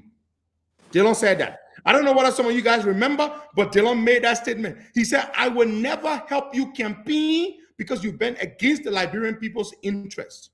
But to see my man DeLorme today campaigning for Jeremiah Kun, difficult. It must be. Do you whenever DeLorme posts, do you ever see Has anybody ever seen Dylan post a picture of Kun name on Facebook? Never. Mm. Dylan will never ever post Jeremiah Kun's name on Facebook. Only Joe Walker. Dylan is not. But Dylan is only there because you see me, Costa, me, I'm a rebel at heart. If the whole world is against me for what I believe, I don't care. As long as I know what I'm doing is right. But not everybody has that resolve and that fortitude that I have. Me, I don't care. Dylan then went because the Liberian people say, and you let that go. Me, I don't care. The Liberian people don't know what they want. You know what? And they said, and other people said, they were saying all kind of things. What did Jesus say? He said, Father, forgive them, for they know not what they do. But the Liberian people, Jesus was talking to. The Liberian people don't know what they want. They don't know what they do. So I will not follow them. They will follow me. I have the ability to discern better than most Liberians. I will not let them push me into something I don't believe in. I don't believe in I was support and Bwaga is old and he's sick. And I know Dylan were not there. Yombly were not there. I took him to the hospital. I paid the bill. I got the receipts. I know Bwaga sick. Bwaga said when he become president, he will go for the surgery in January. So your main president, he take the oath of office, then he go for surgery. Then Kun will be acting president from day one. That the kind of trouble we can pull out here. Jeremiah Kun know that somebody to be president for 18 years. I beg you, yeah. No way. So they're not happy. So just a quick follow up to that, and I'll let the other guys come through. What does that say about DeLonge's leadership ability, though? Because remember, Henry Costa, the reason why I'm coming back to DeLonge here is this: DeLonge should have been the bridge to the generation that actually want and hope for change in Liberia. Like you, fiery, asking for change. You're saying, no, we cannot continue the idea of corruption. DeLonge, who should have been the guy to take the light and turn it on in the house, is sitting there reluctantly supporting the idea that he himself doesn't even believe in. Again, is that some form of deception? But again, you said to us, Liberians, we are deceptive to the core, and we are, again, a bunch of hypocrites. Is that the behavior that DeLonge is exhibiting when he know very well what he's supporting is not the right thing? Or he simply just want to remove George Weah and say, okay, George Weah is gone, now I'm satisfied. Is that what it is? No. What is it? I would defend my man DeLonge because I know more. I know more and I know better, and I will be fair. Look, let's be fair. Will push two things took DeLonge in there. One, they are aspirants. The Yombly faction of Liberty Party had aspirants. One or two of them got elected. They never had a party. Musa controls Liberty Party, the institution. They needed to field their candidates. The Zagos, the Priscilla Abraham Cooper, the several of them. And Prince Tolls, several of them got elected, right? So they were pushing DeLonge and Yombly. And they were telling them, oh, you two already got your Senate job for 6 years. We ain't got no job. If you refuse to support Joseph Boakai and Jeremiah Kun, we will leave you and we'll go there. Then we'll leave you empty. There's the truth. I'm telling you, they threaten them. For in our hearing course, I will say, go. I beg you, yeah. You don't know. But we are different. So they threaten them. They say, if you ain't go to Boakai, you know when Musa they were fighting you, we the ones stood with you. So if you don't go to Boakai, so UP can put us on a ticket, we'll leave you and go and we'll leave you hanging. That's one reason. Number two, Dylan were looking at the Liberian people on that side. What they will say for all. In fact, the people already started threatening Dylan and Yombly on Facebook. You remember that period of time they took before they made the decision. They were threatening them. They were threatening all of us. Me, you can't threaten me. The Liberian people can threaten me. I can be threatened. My head high. Nobody, and I feel like nobody, no human being up born. Y'all can put 1 million like Brentford down. So all of you wrong my one right. If I believe what I'm saying is right, 1 million people to 1 million, I will challenge 1 million people. But Dylan could not make it. So Dylan was AI. You know, my man Professor said, they love you. You can see the love. You can see the love in their eyes, but they not make it. But they not make it. So you could see they resolve in Delon and Yomli's eyes, but they could not make it. But they not make it. They fell by the wayside. So you see, Yomli campaigning for Kun. Yomli is not happy to be campaigning for Kun. Delon not happy to be campaigning for Kun. But what choice do they have? That what carry them on our side. So I will not blast my man Delon yet. I will not do that because I know what Delon went through. Delon there, but he had not there. He had not there. Yomli there or had not there. Yes. You won't dirty your man Dylan, but I gotta say, I know he's I will not listening. dirty my man Delon. No way. Yeah, I know he's listening. But Dylan is not a good character. I don't think that Dylan has held up to his The expectation. promises. At one point he was the light, and then the light became the dark. And then some point he said The this, ticket, and the this. ticket he became the darkness. Yeah, he blatantly lied on national radios about flying private business class and doubled down, and I think he's been inconsistent, and I do not see him.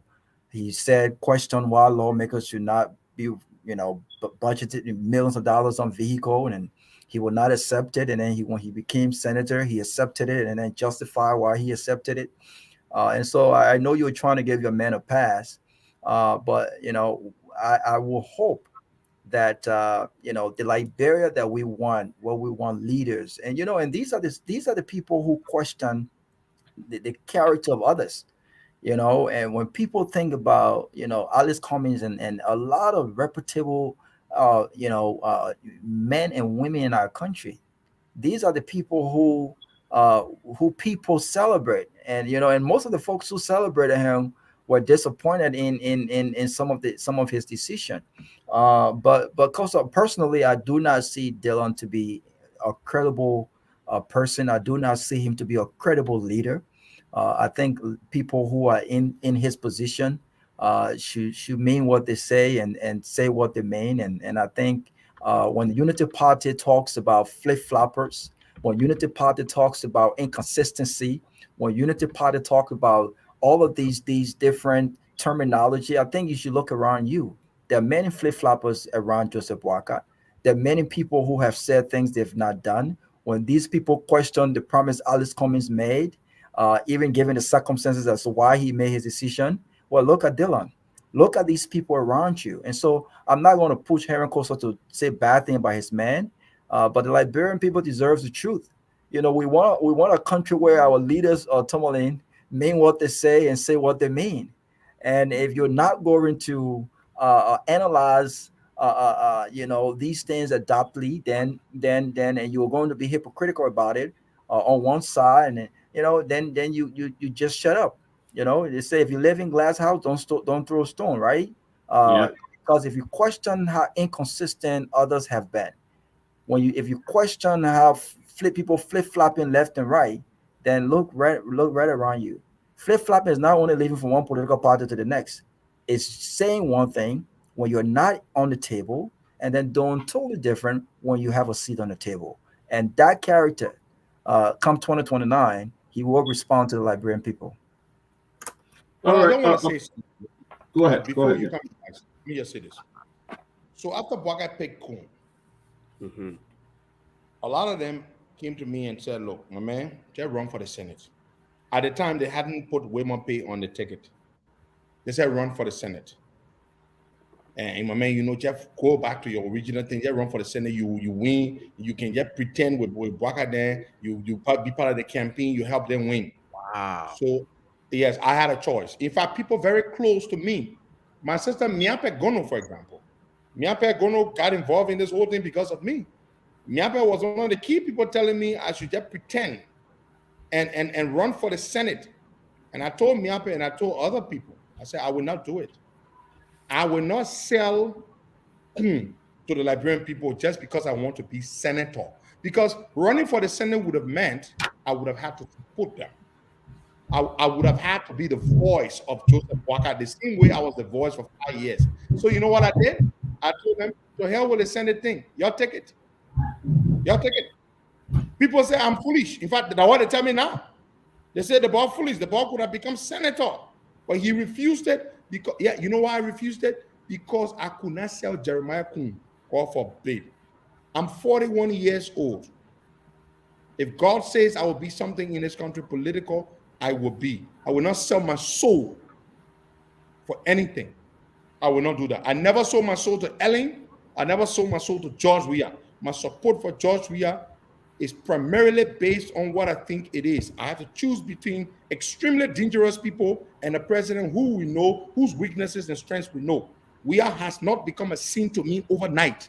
You will never hear me say, George Weah, the Messiah that just came from heaven, because that is not the case.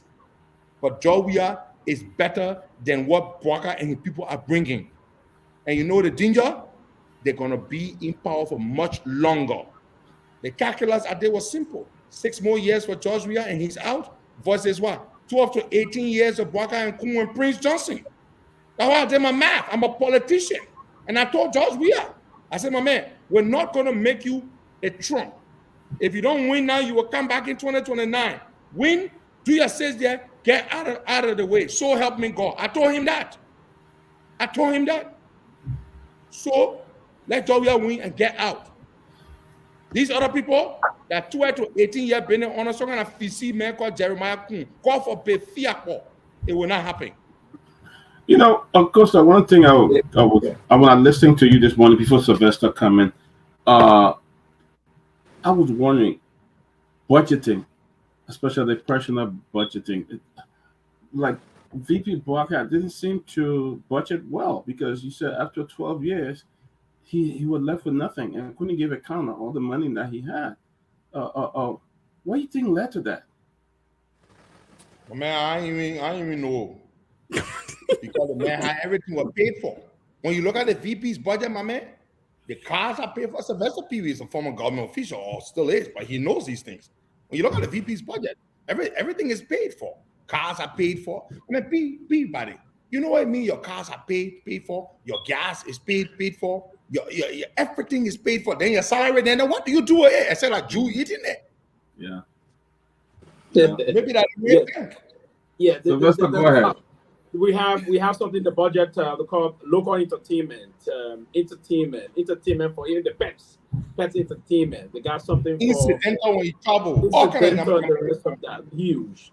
So we did that for 12 years and the rest of that. And I think I agree with Pedro in terms of the calculation about the 18 years. We need to start, and I will be launching, I told Pedro the last time, I'll be launching a new process come February of next year about our 2029 process. It's going to be a collaborative process. We need to think about this. So George is going to take the 6 years and we're going to launch this revolution about thinking about who's going to take the stage now. We're going to have a making of the mind and progressively move on to this process and ensure that we protect the state of this country.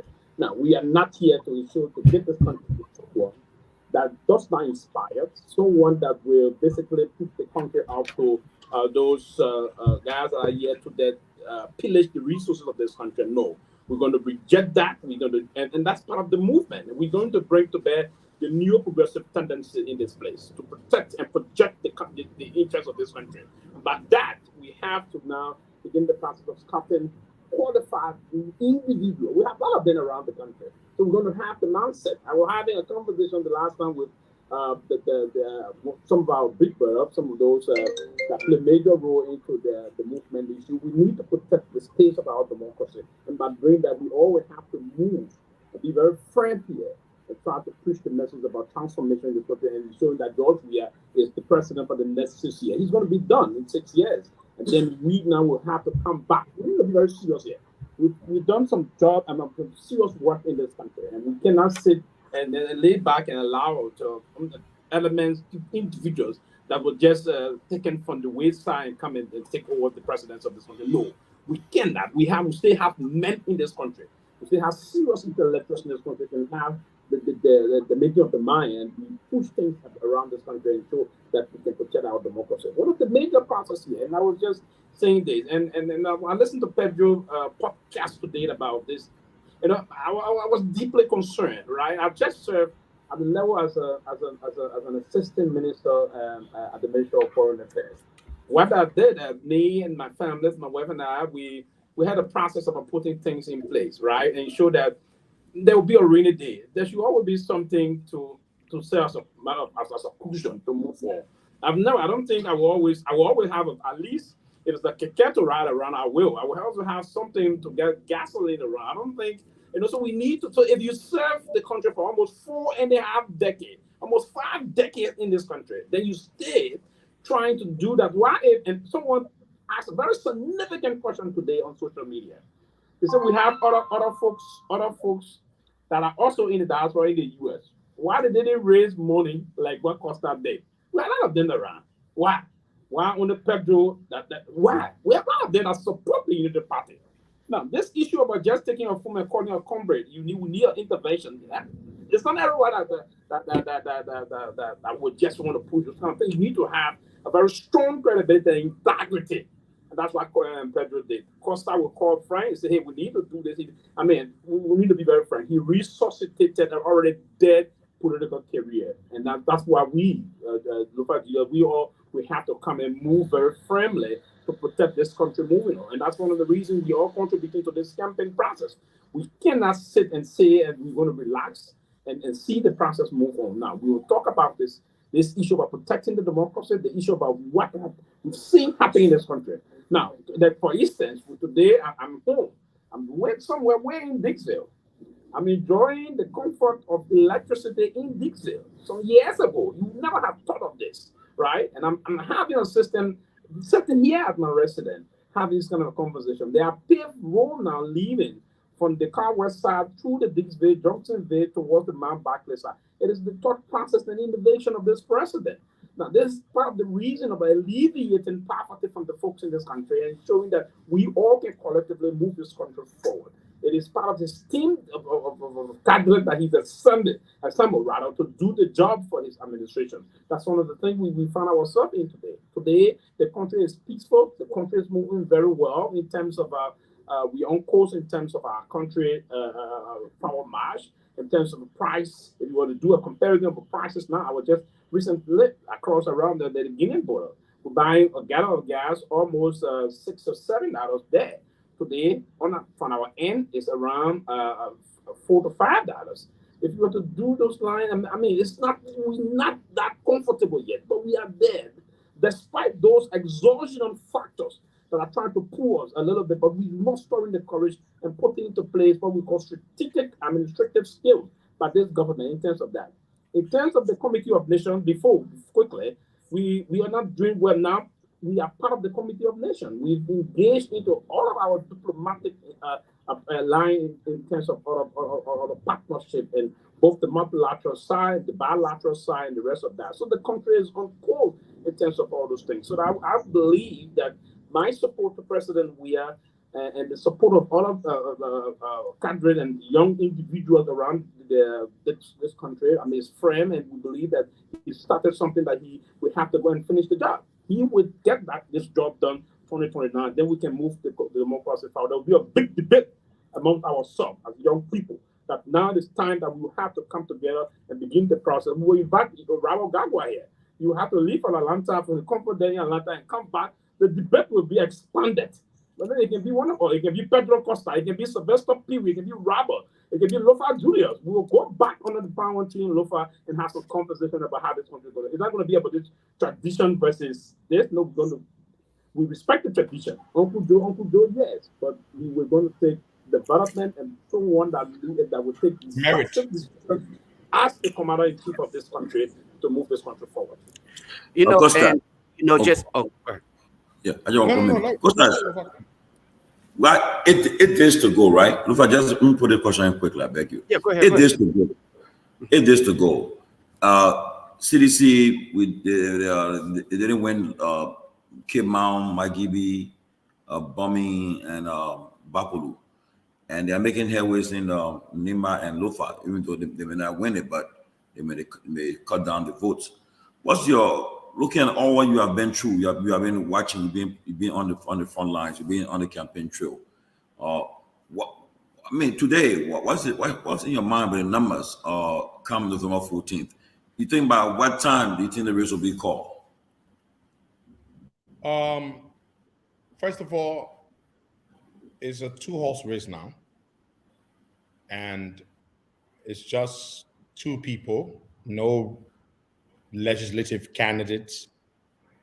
Usually, within a few days, we know who the winner is. 2 days, we already know. And speaking of those counties where President Weah didn't win, the Western region, the margins were very insignificant. They were infinitesimal. So now that he's working there, especially working with a lot of these candidates, the legislative candidates, it's going to help. Take Bassett, for example, which he won. The fact that he's now has Finley on board, who won the Senate seat there by a very huge margin, it's going to help. The fact that Charlene Bromskin, who helped Ellis Cummings deliver some good numbers there in Bassett, and now that they're on board, it's going to help.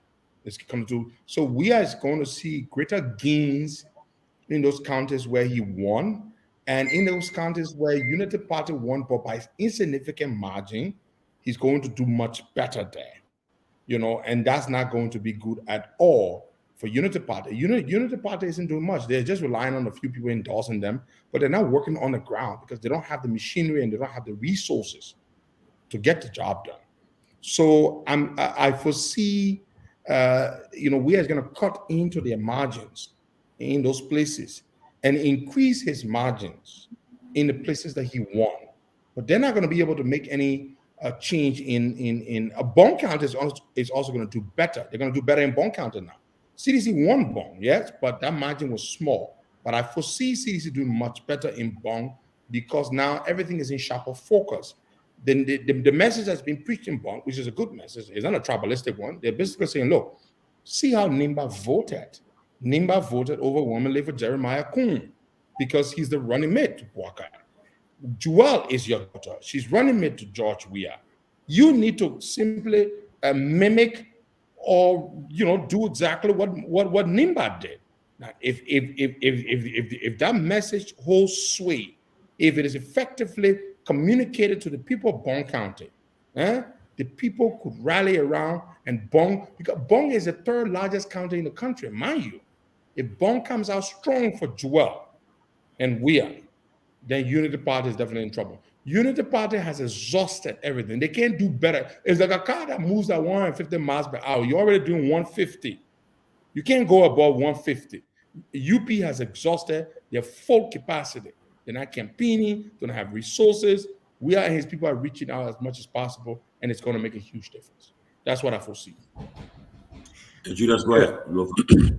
So, Costa, as you just gallivanted social media today, it appears to be that everyone who doesn't place their support for the Unity Party today is, I guess, unpatriotic. You, on the other hand, you have your own supporters who at one time believed. Oh, is he here? Costa, can you hear me? Okay, I guess he's probably Yeah, go ahead. You hear me? Okay.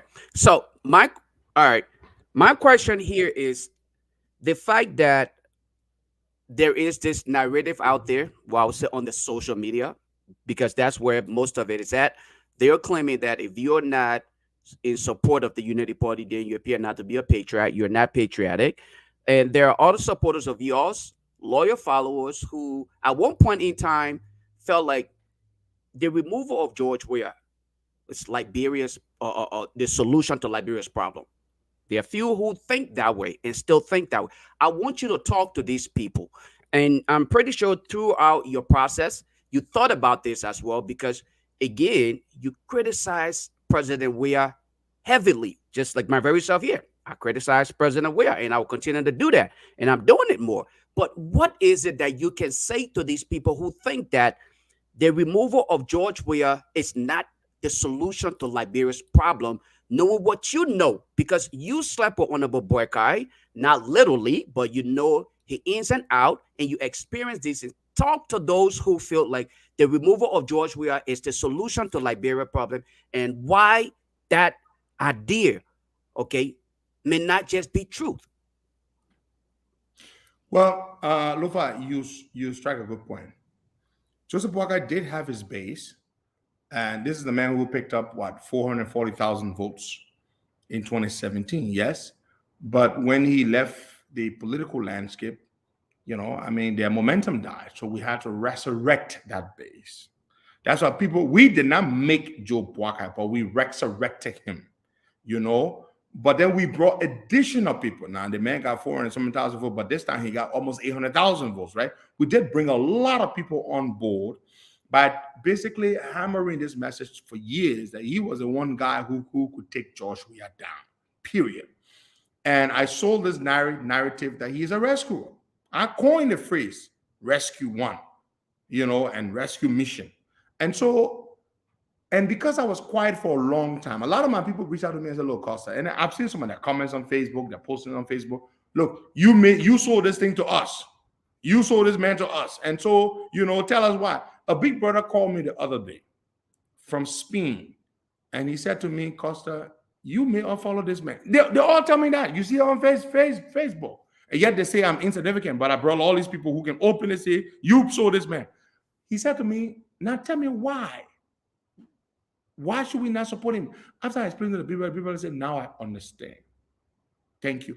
After the podcast I did today, several people reached out to me and said, Costa, now we understand why you're hurt. Now we understand why this man should not be president.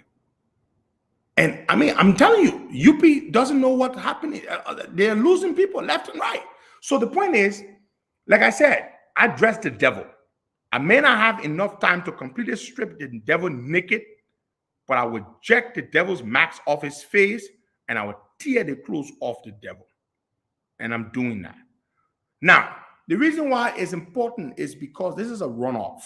I don't need to change all of Boakai's people's minds. I don't need to.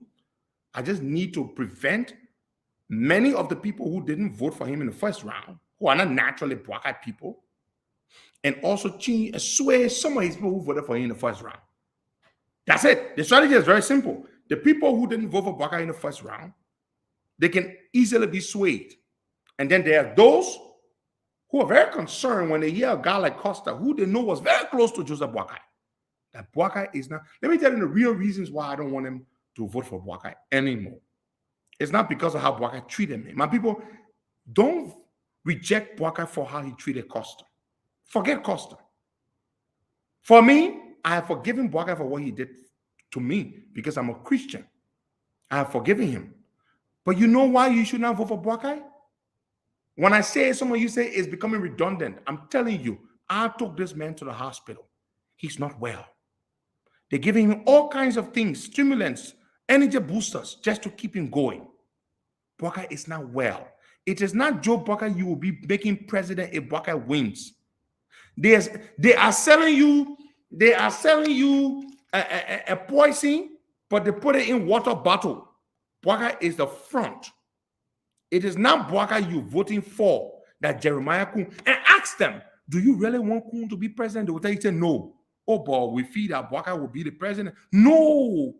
If you vote for Boakai, Kun will be president in no time. And you will. So I took him to hospital, from hospital to hospital. I pay the bill.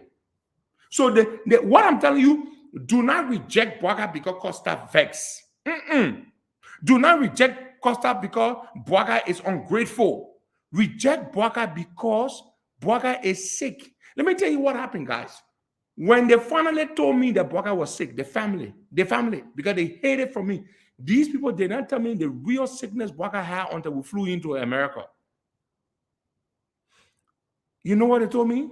They said when the doctor at ERW, the American doctor, I will not call his name, when he told them that Boakai was sick, seriously sick and needed surgery, you know what his son Jojo Boakai said?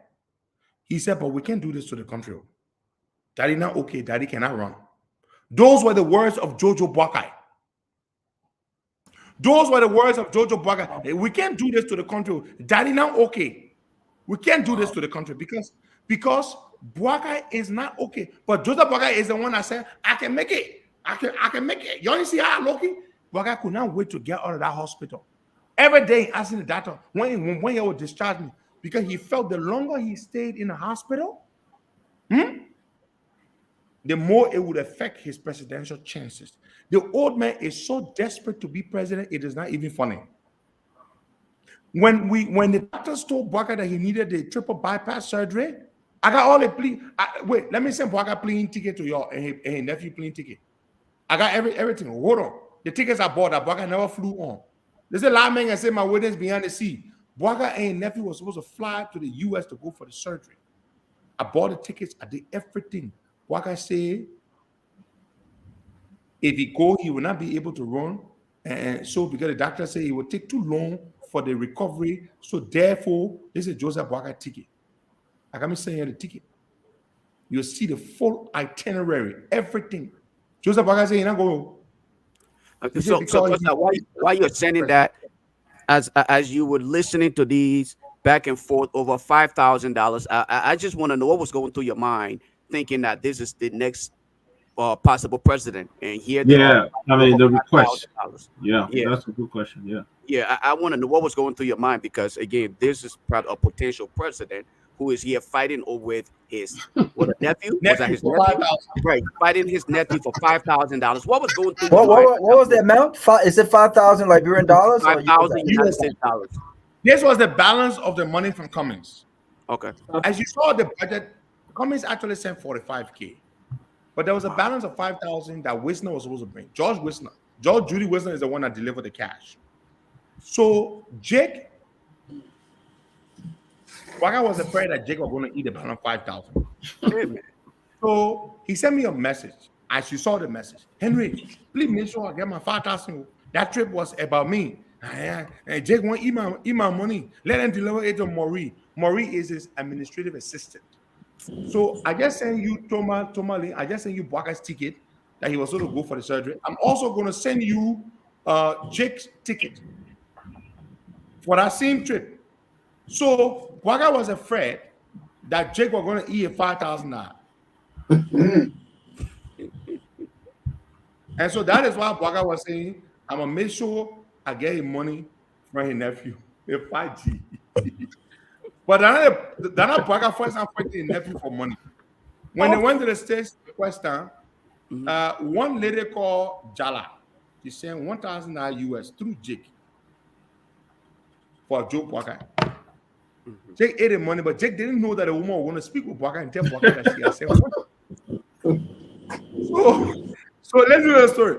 So Jake ate the money. So Joseph Boakai knew that Jake had a 1,000, right?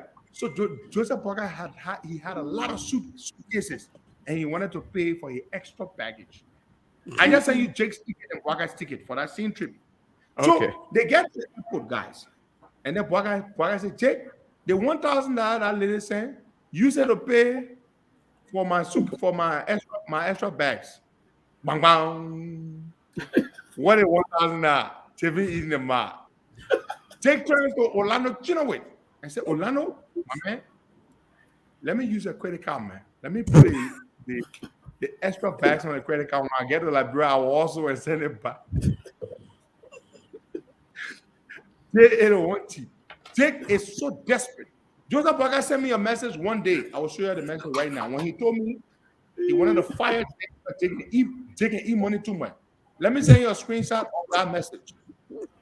April 2nd, 2022. He sent me this message. And I told him, I said, look, I want you to fire the man. I don't want you to fire Jake. He asked me, fire Jake. Jake can eat money too much. Put a message on the screen. Let people read it. Okay, let me get a loafer. I told him to fire Jake. I said, look, he said the thing with Boakai was it was not that Jake was collecting the money that was the issue. The reason that Jake was not reaching the money to him. That was the problem.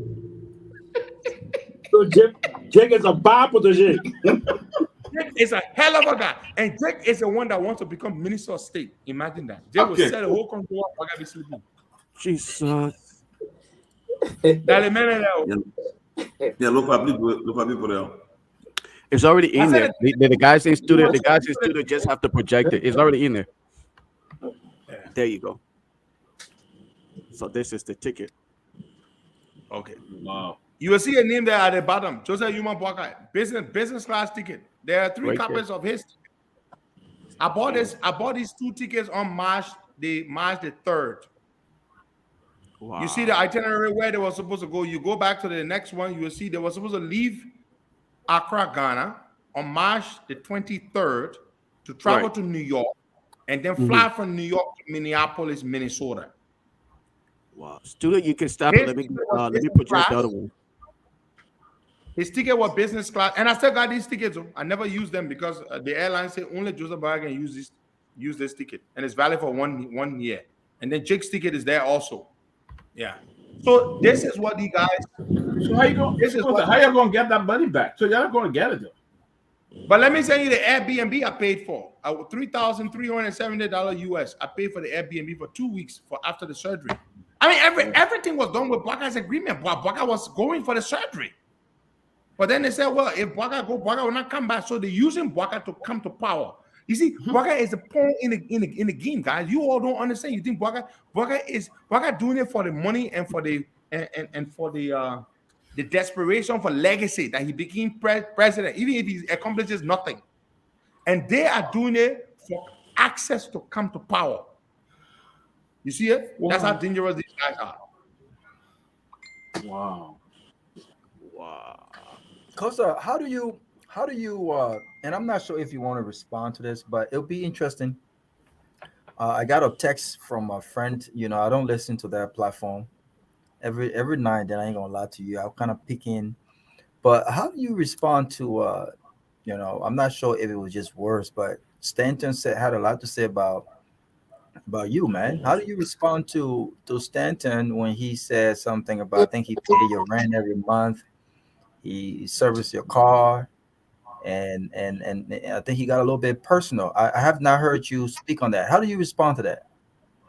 There are 2 reasons why I did not respond to it. Stanton is insignificant. This is a man who's doomed. He's going to jail, and he will be on probation for 10 years. His life is messed up. He's desperate. I'm focused on taking Unity Party down. We've built an iron dome, the one that Israel has. We built an iron dome around President Weah. It's as though it is Costa and Joseph Boakai running for president, not George Weah and Joseph Boakai. And that is what I wanted to do. And we have successfully done that. We have completely destabilized their defense. Stanton is a nobody. Stanton was wishing that I would respond to him so he can look like he and I, that he has been able to get me off my focus. My tangent is I have Boakai locked in, and I'm just firing, suppressive fire. And so Stanton wants me to shift my focus to him. I'm not going to give him that satisfaction. First of all, he is not even up to my level intellectually to engage me. For me, this is a man who can't even speak English correct. So why am I waste my time on that mentor? But he bought a burger for my son and all that kind of nonsense. That's rubbish. So Stanton, so speaking to him, that's exactly why I avoided him. But Bravo, you made me speak to him. But the reason I avoid it because I'm a propagandist. This is what I do. I live this. I breathe it. By getting distracted on a Stanton Weatherspoon, then they will start cheering for him. Yeah, I will get one man who can get one across our skin. Nah, bugger able to get one on my skin. The whole United Party can get one on my skin. Nah, that bugger will get one on my skin. I beg you, yeah. So lead that thing. My focus is Joseph Boakai. They challenge me. I will show the receipts for the medical bills I paid. The receipts for the medical bills. Yes, I will print it off from my bank statement. It will be on my bank statement from Bank of America and Wells Fargo. Everyone will go out swiping, paying for a medical bills. So I tell why do you think? Because I don't think it's a great strategy, and I said this earlier. Because like you said, it seemed like you guys have a strategy to sell George Weah and to make the case for George Weah's re-election. And you have been doing that a lot. I saw you in my Gibby with my good friend the other day, and you have been on radio stations. You've been making the case for George Weah's re-election. Now, if I was Unity Party, I would be doing similar thing, right? Spending more time making the case for Joseph Boakai and basically telling Liberians why not George Weah. Why do you think that they're laser focused on you? Why is that? Robert, is very simple. They know what we can do. They know that I am not somebody you can afford to ignore, because you see, it's like you jump on the shoulders of the giant and you're punching the giant, you're kicking the giant, but the giant is still walking. That's what it is. It's like, it's very frustrating for them that nothing they say about me is going to distract me from my mission. I built this thing, this whole rescue thing. I built it. I'm the architect of it. I know them. So I will not be distracted by anybody in the camp. I will stay focused while I'm the human deflector. I take it away from George Weah, all their attacks away from George Weah, while George Weah continues to work underhand, he and his people engaging and building a large coalition. So they are unable to ignore me. They don't know how. Because the things I say, knowing the proximity I have to Joe Buckeye, that's why they can't afford to ignore me, because the things I say, I have proof. They're right there when Joe Buckeye wrote me telling me he wanted to fire Jake. You want me to read that out?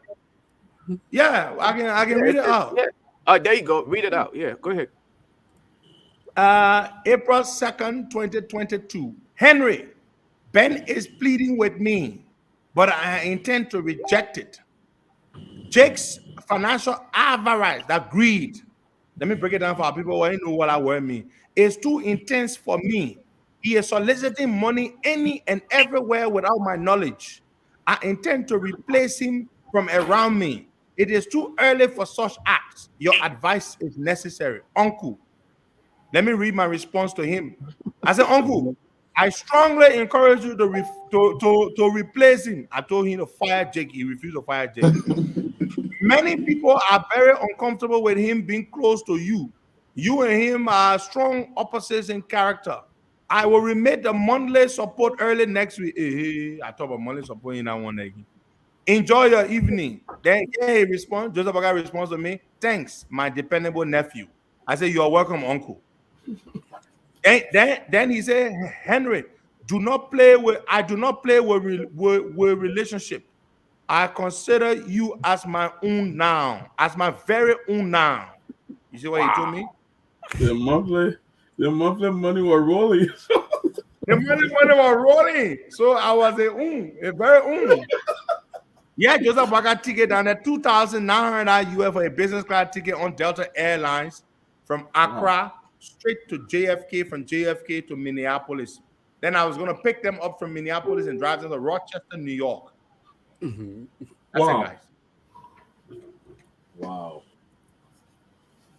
So I told him, let me tell you another thing about Bwaka. Bwaka is incapable of taking decisions. He's a weakling. You see, when he told me about Jake's behavior, I gave him my advice on Jake. He still has not acted. And Jake is one of the people who did the Kun thing.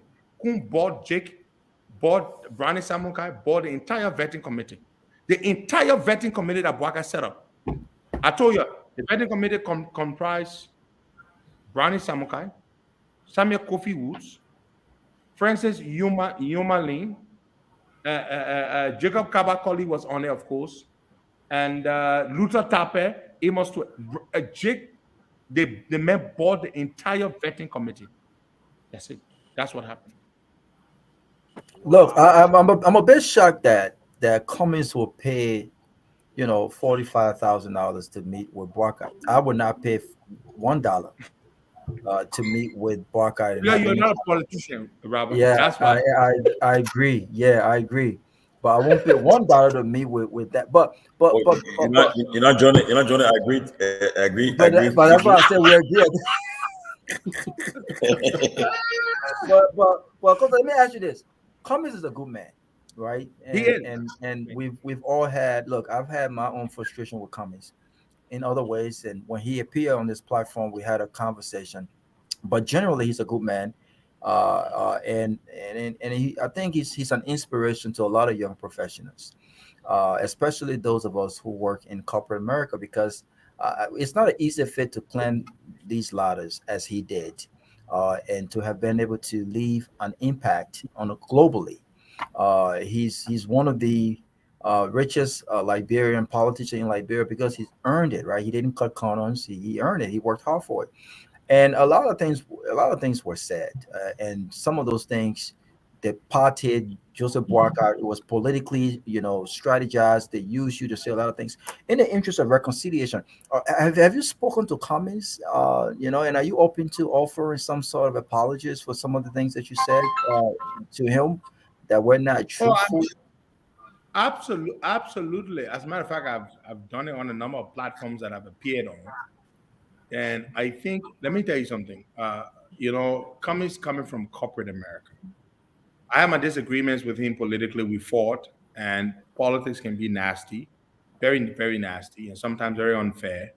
Let me tell you something. I met Alex Cummings. I would say this here, guys. I think Cummings, in the beginning, when Joe Boakai, it didn't seem that Boakai was going to run. Everybody thought Cummings was going to be the guy. Mo Ali, Steven Johnson, all those guys started working for Cummings. In fact, they call themselves SIPA. They started writing papers for Alex Cummings. You all remember. Because they didn't see Boakai coming back. They didn't see Boakai coming back until Costa went and formed the lifeline, the financial lifeline to bring Boakai back. So probably that's one of the reasons why some people hate my guys in the Unity Party. They wanted Boakai, they wanted the dinosaur to retire. I went and resurrected the dinosaur. But I want to say this, right? Cummings made some very terrible mistakes politically. There was no way Cummings should have allowed Joe Boakai to come back. The first thing Cummings should have done was the people who were responsible for resurrecting Boakai, he should have made very strident efforts to woo them over to his side. He made a mistake, Robert. He made a mistake. Somebody told me something one day, a very good friend. He had talked to Cummings to talk to me. At the time, I wasn't that very vociferous about Boakai. He said, look, you need to talk to this Henry Costa guy. And you know what Cummings told the person? He said, Costa's a narcissist. I don't work with people like that. And I was really offended. I was. I've never said this publicly before.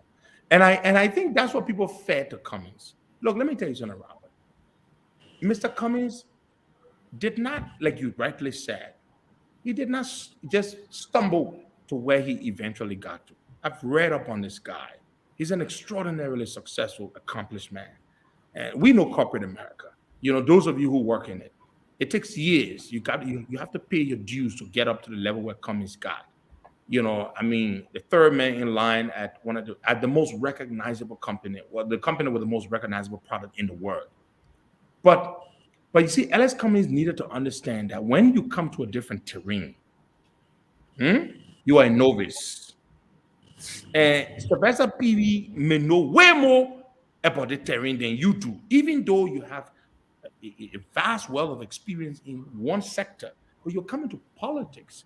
So I think one of the mistakes Mr. Cummings made was that he was surrounded by people who were telling him, were trying to push him away from people because of their own personal issues with those people. Cummings himself did not have any personal issues with me in the beginning. Absolutely not.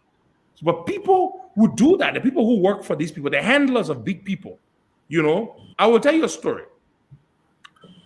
When Boakai went to the States in 2021, a lot of people were coming around. Boyman Kamara came around. I will say this so Boyman can hear. Boyman, I hope you're listening. Boyman Kamara, who is on the Boakai bandwagon today, he called me and said, Pedro, I want to come see the former VP, man. Can you arrange it for me? I said, yes. I set it up and Boyman came. When Boyman came, Jacob Kabakoli took me to the side after the meeting. I said, my man, some of the people who want to see the paper because the thing now, we come in wind power, they won't be coming around, they're not correct, we got to stop them. I was like, why? Then he said, that Boyman man, he was the last, Boyman was the last finance minister in the Ellen government. Listen to the story, to know how dangerous Jacob Kabakoli is. He said, Local gave me a scholarship, which I knew about. I was attending school in the UK. This is Jake speaking. Why he hates Boyman Kamara. Why we must not let Boyman Kamara come around the old man. And I wanted Boyman to pay my entire tuition up front because the CDC government was coming in, and Boyman refused and said that's not how they do it because it's paid in trenches, in installments. So he said when the CDC government came in, I never got my tuition anymore because of that. I could not finish my program. So because of that, he holds that against Boyman Kamara and said Boyman Kamara should not come around. So I said, well, I hear you. But in my heart, I was like, you know what? That's a personal issue. If Joseph Boakai is running for president, he should be open to all and everyone who can contribute something. So to try to stop Boyman Kamara, and this is the typical Liberian thing. And it was not just Boyman he held it against. He held it against Christopher New York. He said when Ellen told Christopher New York, Ellen told him to go to Christopher New York so they could give him a job at no cap. And Christopher New York didn't give him the job because Christopher New York felt that Jake, was not qualified. So he told me he holds that against Christopher New York. When Christopher New York came around, he was also mad that I let Christopher New York come around. And Christopher New York has known Joe Boakai for a long time. They have their own relationship. So Jacob Kabako is a dangerous guy. He was trying to stop people coming around. Because, look, guys, there's so much I know, guys. There's so much I know. And Christopher, that's my uncle, man. He's great man. Man. But Jake said I should not let people like Christopher New York come around because Chris New York didn't give him the job at no cow. You see, these are the guys that control Joseph Boakai. That's why it's dangerous for this country to let these guys come to power. Yeah. But look, again, Lofa, to answer your question, Robert, I think Mr. Cummings is a great guy. I just think Mr. Cummings lacks certain things that Liberians look for in politicians. Liberians look for swag and charisma, morale. Cummings is corporate America. He's too professional. He's too corporate. He's too, he doesn't have those things. It's just it. I will give you an example. Mr. Cummings, when we're having the June 7th protest, Mr. Cummings did go to the protest. As a matter of fact, he contributed $1,000. Joe Boakai didn't give a cent. Of course, he didn't have it. But Cummings sent $1,000 through Moriah. That was his contribution to the protest. We bought water and all that kind of stuff. We raised like $13,000. Cummings sent $1,000. So Cummings came to the protest, which was good of him. And Mr. Ure was there also. And we gave Cummings the microphone to speak. And that kind of place, man, you had thousands of people. And the microphone was not the best quality and all. But as he was speaking, you couldn't see that kind of feedback from the public. Our people are driven by that sort of thing. But there are also lies that people tell about Cummings that are not fair. For example, they say Cummings refused to be Boakai's running mate. Boakai never ever wanted Ellis Cummings. Boakai told me that he can't give power to Congo man. Boakai despises Ellis Cummings. I don't know why, but he does. I think because he's Congo or part Congo or culturally Congo, whatever it is. But he never. When I was driving Boakai back to New York to take his flight from JFK, it's an 11:45 flight, takes off to Accra, and then Ascar brings them to whatever. Listen to this story. Charles Snyder is in the front seat. I'm driving. Boakai is in the back seat. We're going to JFK. And Boakai asked me a question. He said, Henry, going to town. Ellen Johnson Sirleaf has asked to see me, but I'm hearing that she wants to try to bring me and Cummings together. What do you say? I said, Uncle Joe, I'm not a fan of Ellen. But whatever it takes for us to win, I think you should listen to what Ellen has to say. Be open-minded. I said, good. Eventually, Boakai came. He refused to go sit down with Ellen. Ellen wanted to bring him and Cummings. He told me Ellen wanted to bring him and Cummings together at her house under the Palava hut for them to talk. Boakai refused to even have that meeting. I see him there, going there with flowers on her birthday. I know the things he's going to tell me about Ellen, disgusting things. He hates Ellen. He told me how Ellen picked him up. When Ellen wanted him to be running mate, he told me Ellen sent Willis Knockers. Willis Knockers used to be Ellen and little boy at CCW. Look, there are lots of things. I can write a whole book on Boakai. And he said he was playing checkers. He didn't have a job. He hadn't had a job for years. I see them talking about because I ain't get job, Yeah. He said he was on a checkerboard when Willis Knockers wanted to look for him in the same rehab here where I live in. And said, my man Joe, we're talking to Ellen to carry you. Playing checker. Yeah. When they pick him up, He said when they told me, I couldn't believe it because I was like, I've not been on the political radar for a while. So he said he never had a car. He never even had a car for himself. There's a friend whose name he called to me that loaned him a Mitsubishi Pajero old car. He used to break down with him every couple of miles. He would drive. And that's the car he used in 2005. But then somehow Joe Bugger told me it was because of him that Ellen won the election. Can you imagine that? Even though Ellen took him from the checker pool and made him her running mate and he eventually won, he believed that he made Ellen win the election. That's how that man you're saying he's humble, he's not humble. Joseph Boakai is a narcissist. He thinks that right now, Joseph Boakai thinks that there are angels surrounding him, that God loves him more than he loves Robert Gagwa, more than he loves Dr. Peabody. That's how Boakai thinks. And that is one reason why Boakai is inherently ungrateful to everybody who has helped him along the way. Because for some reason, Boakai believes that God loves him more than anybody else. And when God uses Robert Gagwa to help him, it is because so it is God he owes and not to Robert. He doesn't owe Robert Gagwa anything. Because all Robert did was to perform a task that was assigned to him by God. Boakai is inherently ungrateful.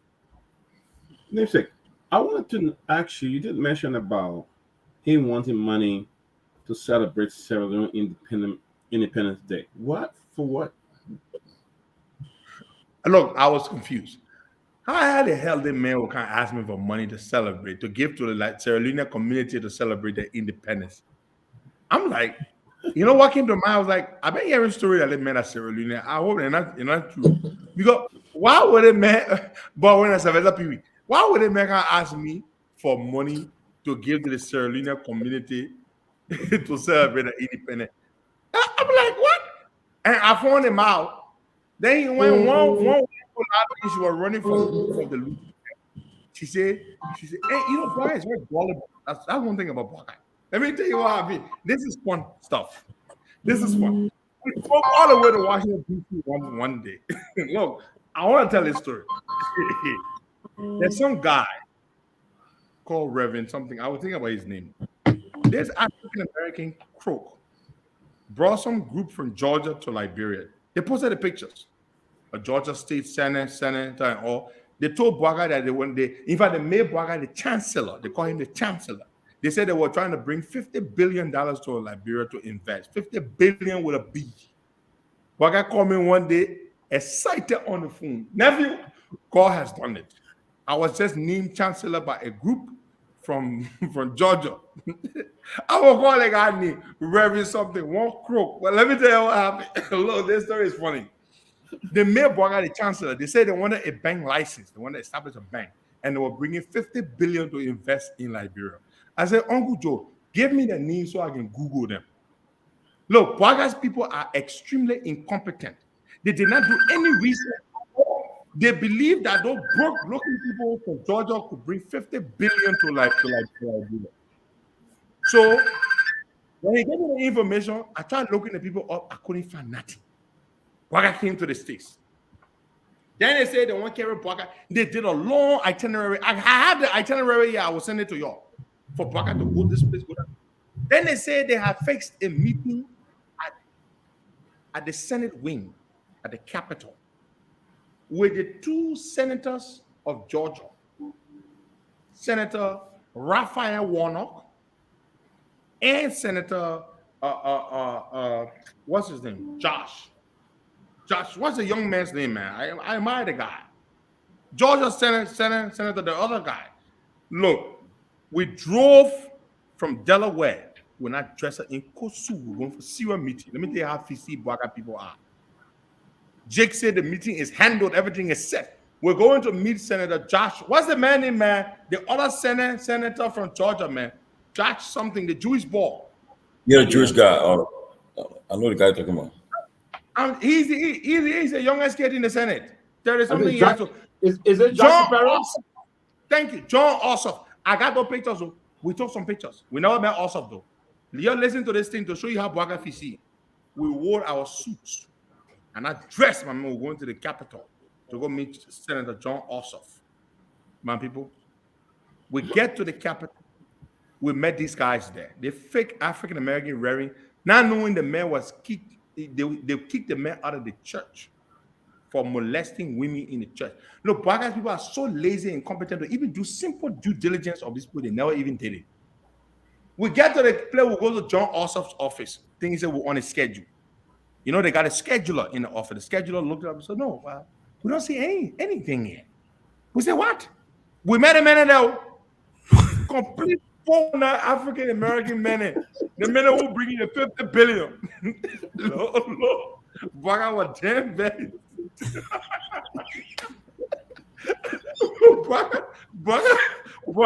Look, I was driving, right? Look, guys, we drove for 2.5 hours from Delaware to DC. We're not on the schedule. Jake, that passing around, boy. I'm very Jake, man, useless.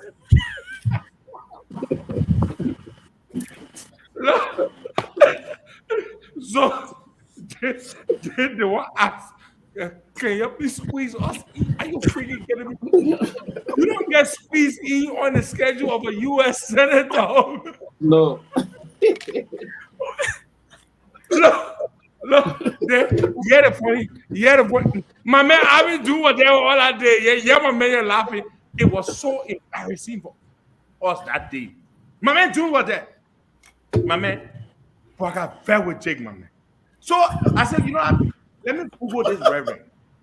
I Googled the reverend, my man. Not knowing the guy was a pastor at some Methodist church, one Baptist church in the state of Georgia. They kicked him out of the church for sexually harassing the women. This is the guy that has secured supposedly $50 billion to bring to Liberia. They made Black a chancellor. He will be in charge of the $50 billion.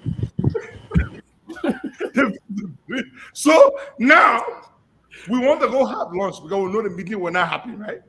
So the reverend now said they won't go up. Black look at me and say, Henry, the reverend you form, don't get the address for them. But I said, I'm gonna give the reverend address to the reverend because the reverend now play for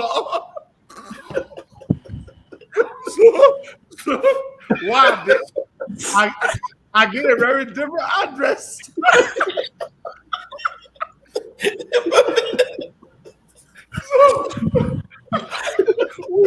We got our own account then when the guy that they calling, I said, don't answer him and let her go eat one answer.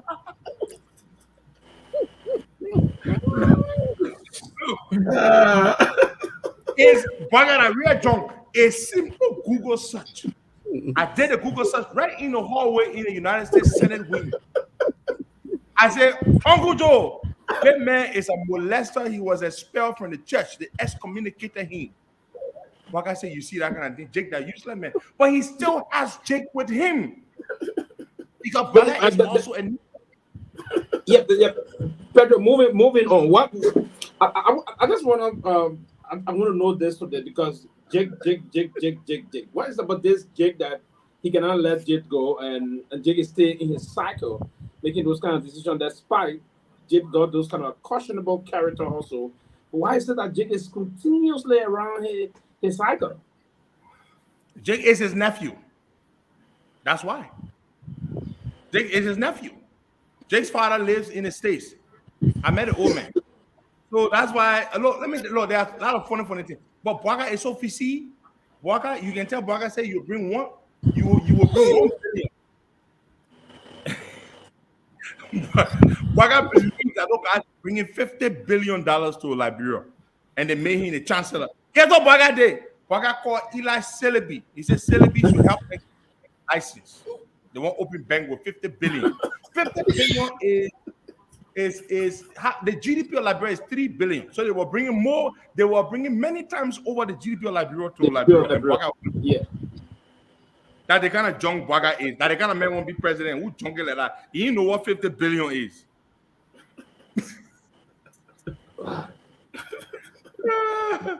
I swear. So it seems like it's all about the money business. It's not about the sacrifice that you've made, but it's all you were all they were all they were just using you for the money, but it was not really a genuine love that was being demonstrated towards you.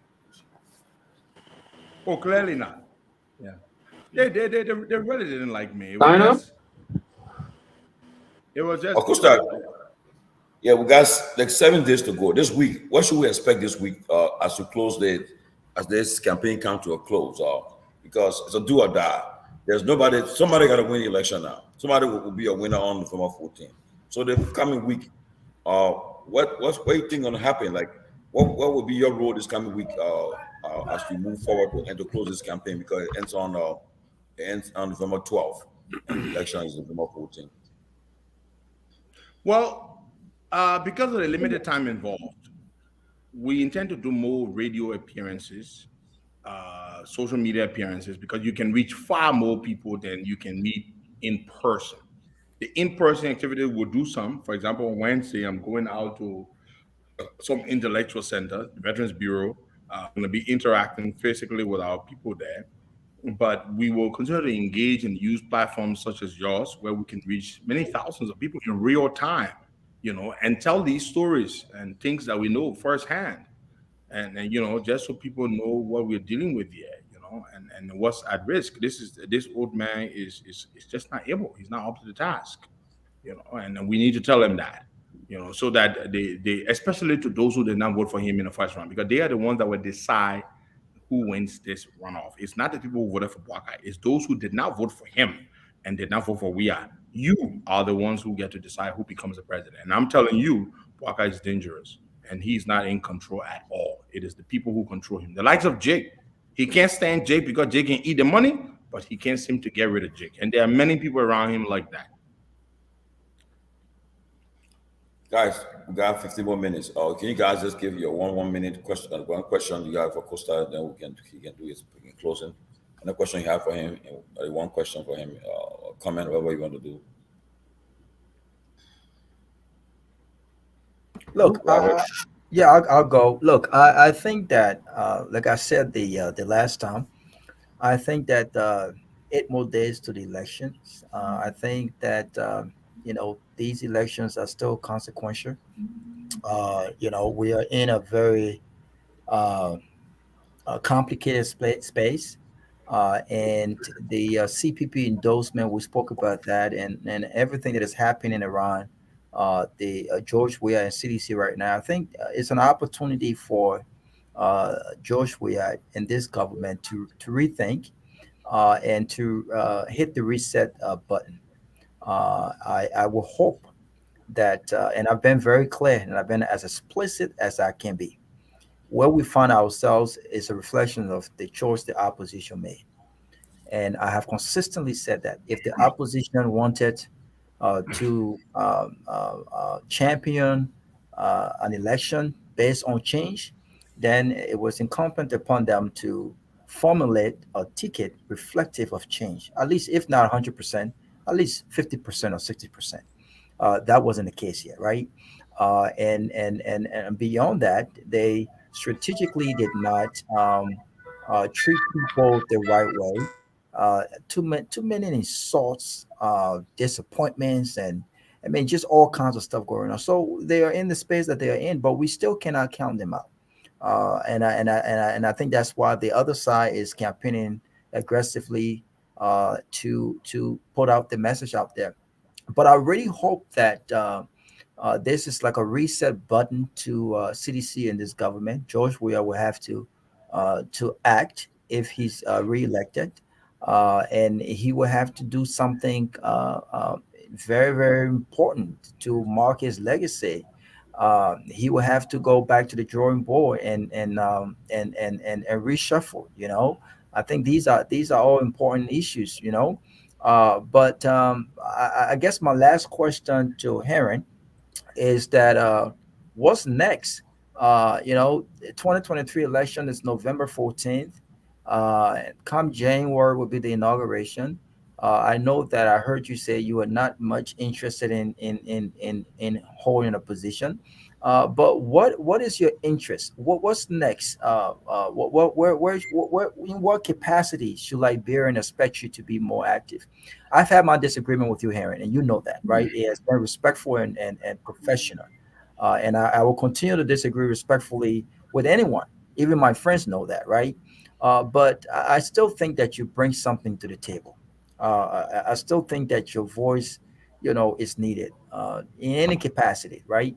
But what's next? What capacity do you see yourself if George Weah would offer you a position where you think you could be effective and where you think you could serve your country? Would you reconsider? And if so, what position do you think you'll be most effective in serving your country? I mean, just I want you to just speak on that a little bit. Absolutely nothing. I have absolutely no desire. And I've told the president, I don't want a job. I don't. What I will do instead, I have I have some contacts abroad with some business people to bring to the country to help create jobs and invest. I want to help the country. That's what I want to do now. So I want to focus on my business and then prepare for the next election cycle. That's my focus. I don't want a government job. And if the president will have me, I will continue to offer my honest advice to him behind the scenes. I have direct access to him. If it will continue, I will. Because look, I've been talking to this man long before I even endorsed him. And I used to tell the people that I used to speak with George Weah. So I have no desire, absolutely whatsoever, to take a government post. But it's okay for people to serve their country. But for me, at this point, that's not what I want to do. I don't want a government job. But you I will have said you will be running in the next election. Have you decided on that? yes, I definitely will be running, but we'll Okay. see what that looks like before then. My focus is to make money.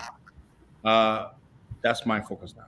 Create jobs for people, make money. I have some serious contacts abroad. By the time the runoff is declared, by the time we are wins, we're going to bring serious people here to create jobs to help the people. That's what we are going to be focused on doing. I want to make as much money as possible to prepare for 2029. That's my whole goal. Millions. We're gonna have a lot of money. So I want no job that will distract me. We got serious people. We want to do a cocoa plantation. We want to do this. We want to do that. We want to do a lot of things that we want to do. I have a startup in the U.S. Brother Tomalin knows about it. We've been trying to secure funding for it, and I think we're almost there. And that's something that's going to be revolutionary. It's very, very big. So that's what I'm doing. I don't want to work in the government. We want to prepare for 2020. Yeah. Well, Dave said it was good to see you again, and take it or leave it. I always refer to you as like your most popular talk show host, whether people like it or not. You are. People will go on Facebook and but when you come up, they all come right back and people in some of them hiding on a different stuff. So we saw the work that you did for the party. It's not those who have eyes to see the soil and those who decided to turn it the other way at the time. They can. Well, we saw the work you did morning and night. When the Airbnb, you believe and ensure that this man had a good diet. He was on the right diet, the food, the water, and everything. So you did a great job, and I think we believe your story and everything you shared today. The work that you did for the party. But let me ask you this last question. I know you got to go. So what I think Robert just asked you that question, but what you want to do business and after the election, what will be your next step apart from doing the business? What will be your next step? Will you come back or will you stay there for some time and all of that before you come back? Well, uh, I want to be more involved in like weird like, so I'm going to be really a lot. Yeah. So because I'm done with school now, I want to focus more on that, and then I'm going to try to take up a role in my party, a more active, a real position. Try to focus on how we can really strengthen our party for the next election cycle. So I want to be really in Liberia. That's my plan. I'm not going to be coming here on vacation. We're going to put roots down, be involved, and yeah, that's the plan. One quick question: did you put that under control? That I know there was threat brought against your little son, but some Yeah, well, you know, we always knew that it was something that they didn't have the capacity to do. Because first of all, where my wife and my son live, it's not easy to get access to them. You know, I mean, you have to go. They live in a high rise in the city. You have to go to the concierge. They got to call the apartment upstairs, and how are you going to get to them? I mean, then they go to the school. They have security there, so you know they have no capacity to carry that out. They were just trying to. They did all kinds of things. They called people close to me and said they had dreams about me. I was going to die in the dream. They told me dying. All kinds of scare tactics. But come on, you know, I mean, it's not going to stop. Really sad. We're going to continue to hammer the message. So, Costa, let me just and again, it was great and having you on here. I really enjoyed the Jake story. That's one I may have to put on replay for a long time. But you know, today I listened to you when you spoke of the issue of consistency. You described your followers as the inconsistent ones. All right. You say you have been consistent. They are the ones who are inconsistent in a way that when decisions are made, when you support a political party that they feel aligned with, then they celebrate you. When you're no longer in support of that, then you're called names and everything else. And again, I am a witness to that because there was a point in time where some of us literally we came at you and we took the mom and pop cuss and everything else. And today we see a lot of these same people who insulted us, our parents and everything, are today running around here and calling you all the names in the word that you can never think about. Now that you have intention to hopefully or pursue an elected position, are you concerned that this could probably, hamper the possibility of you being successful at that? Absolutely not. Let me tell you why. Why? Every time, look, after the elections, by the time this runoff is over, Everybody a forget. few weeks later, the country moves on. People will sit at beer parlors. They will lecture and laugh about all the things they said to each other. The country moves on. You all know that. This is what happens. The people you see who are attacking and cussing and doing this, they're doing it because it's campaign mode. When the runoff is done and we are declared winner, they're gonna move on. That's one. Number two, the CDC base was naturally my first base when I started out. Seditians were my natural supporters because they were in opposition. The CDC, why you see they say, oh, come on. They were the people who protested with me. They were my natural supporters. So I know this country. And then another thing, Liberians move on very quickly. Joe Bugger will be done and dusted. They're gonna move past him. And there's something else. As long as you have what it takes to get people to listen to you, you can change their mind. You can change their mind. The people will never, there will never come a time when Liberians will not be interested in listening to what we have to say, as long as God gave us life. And trust, we can sell this bottle to you, even though it's empty. We can tell you, say water inside. We just have to say it in a special way we say it. And over time, we made them believe an old papa who was sitting down to read how think could be the best man to change Liberia and rescue Liberia. We sold that to them. So much so that we don't have enough time to change a lot of their minds from that. So we know what to do. We know the people are big. Get the election over. And guess what? When I walk in the street, they see me when I say, hey, Pedro, you give me a hell. Hey, Pedro, don't Pedro. You know, I know it because I see it. They are my people. These are people who had effect for a long period of time. They only mad before election. After election time, forget that thing back. We'll move on. Especially the young people. The old people are harder to forgive, but you know what? As important as they are, but they're not all that important because they are normal small. The young people don't give a damn. The younger people, they don't care. And the papa then can keep the grudge. Uncle Jordan. Now Uncle Jordan can keep the grudge. They can be ready now. The young boy, I get. But by the way, Sita said to tell you on behalf of those of us from Lofa County, we're sorry. Our uncle didn't mean any harm. Yeah, I forgave your uncle, but your uncle will not win. Yes. Quickly before we run, because I know we're running out now. Yeah, we gotta run. Yes. For me, it's not an issue about culture. I would love to say these things, Pedro. We're going to move this country forward. We're going to get the support. We have to rally around this process about moving this country forward and the rest of that. It's just the issue of time. I was looking forward to taking you at least on the Zaza district area. I don't know if you have some time. The last time you visited Clark City, I don't know if it's possible that you can make a run into Zaza City, probably you stop in Zaza or the rest of that and do some of the campaign process around there because of time factor. But yes, this process, we all going to heavily support this. We're going to coordinate this process very closely, and I'm very delighted, Pedro, and I will also look forward to you keeping the torch moving on after this process, where we can sit and stay, come around the government process and give some very realistic and candid pieces of advice to the head of state of this country as we protect this country. Because yes, now the top process is to bring investors in the country that will create more jobs. That's wonderful. It's about helping to move this country forward.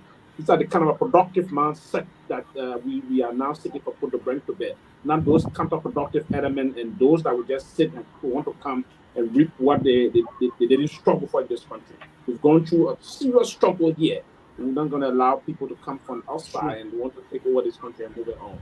So these are the kind of a support we're going to seek, and you can rest assured we're going to always be around. We will sit back in the diaspora and have conversation. We're going to come back here and put to bear those top processes that will impact the country very significantly. And I think we're all going to rally around President Weah. He's going to win this election, and then at the end of the day, we will both come and sit and then begin to process to move this country forward. It's about time that we move everything on. So, it was a wonderful show, but we'll look forward to probably having some meeting of the mind and move on. Pedro, you have this platform. We are here, and anytime you want to get a message across, man, we here. Of course, before you leave quickly, thanks for coming on, and it's always a pleasure. And I enjoyed Saturday. You, Ben, and I, all the music. That was a good time. We had a wonderful time, man. This was yeah. And I put a picture up. Yeah, but you guys are cheating. My man, Nimsek, I wish where you were here, my man. I'll be there, Nimsek. I'll be there. You'll see me shortly. But Costa, quickly. I know when you met the president, there was a lot of things that factor into your decision, and to be convinced that what he's going to do when he's playing a second term. But just in your closing comments, can you make that convincing comments to the people of Liberia who listen to you, why they should vote for President Weah re-election on November 14th? It's all yours. And guess who just walked in? Ben Sanvee. Well, Lord. I was saying this, guys. Well, one of the things that convinced me in my first meeting with the president was he said this thing about his legacy. He's concerned. He admitted that a lot of things he's not proud of that happened. He made that. He said that. And so he wants an opportunity to correct those things and to build and to do better. You know, the president comes from a very competitive background. Football. Played it at the highest level. Legacy is everything for competitive athletes. And so as president, he wants to leave a legacy. He said, look, when I leave here, hopefully with a second term under my belt, I will be 63 years old. In fact, Ben was there that day. That the first time in August, he started the legacy thing. When I came again the last time I met him, the legacy thing. So he's thinking that, look, when I leave, I will be young. And I will be around, and I still want to be relevant. And the way for me to be relevant is for me to leave on a good, positive note. to do right by my people. So he wants to do more. He wants to do better. The legacy thing. I think that's what sold me on to making the final decision, because I needed to be convinced, guys. This is a man I criticized for many, many years.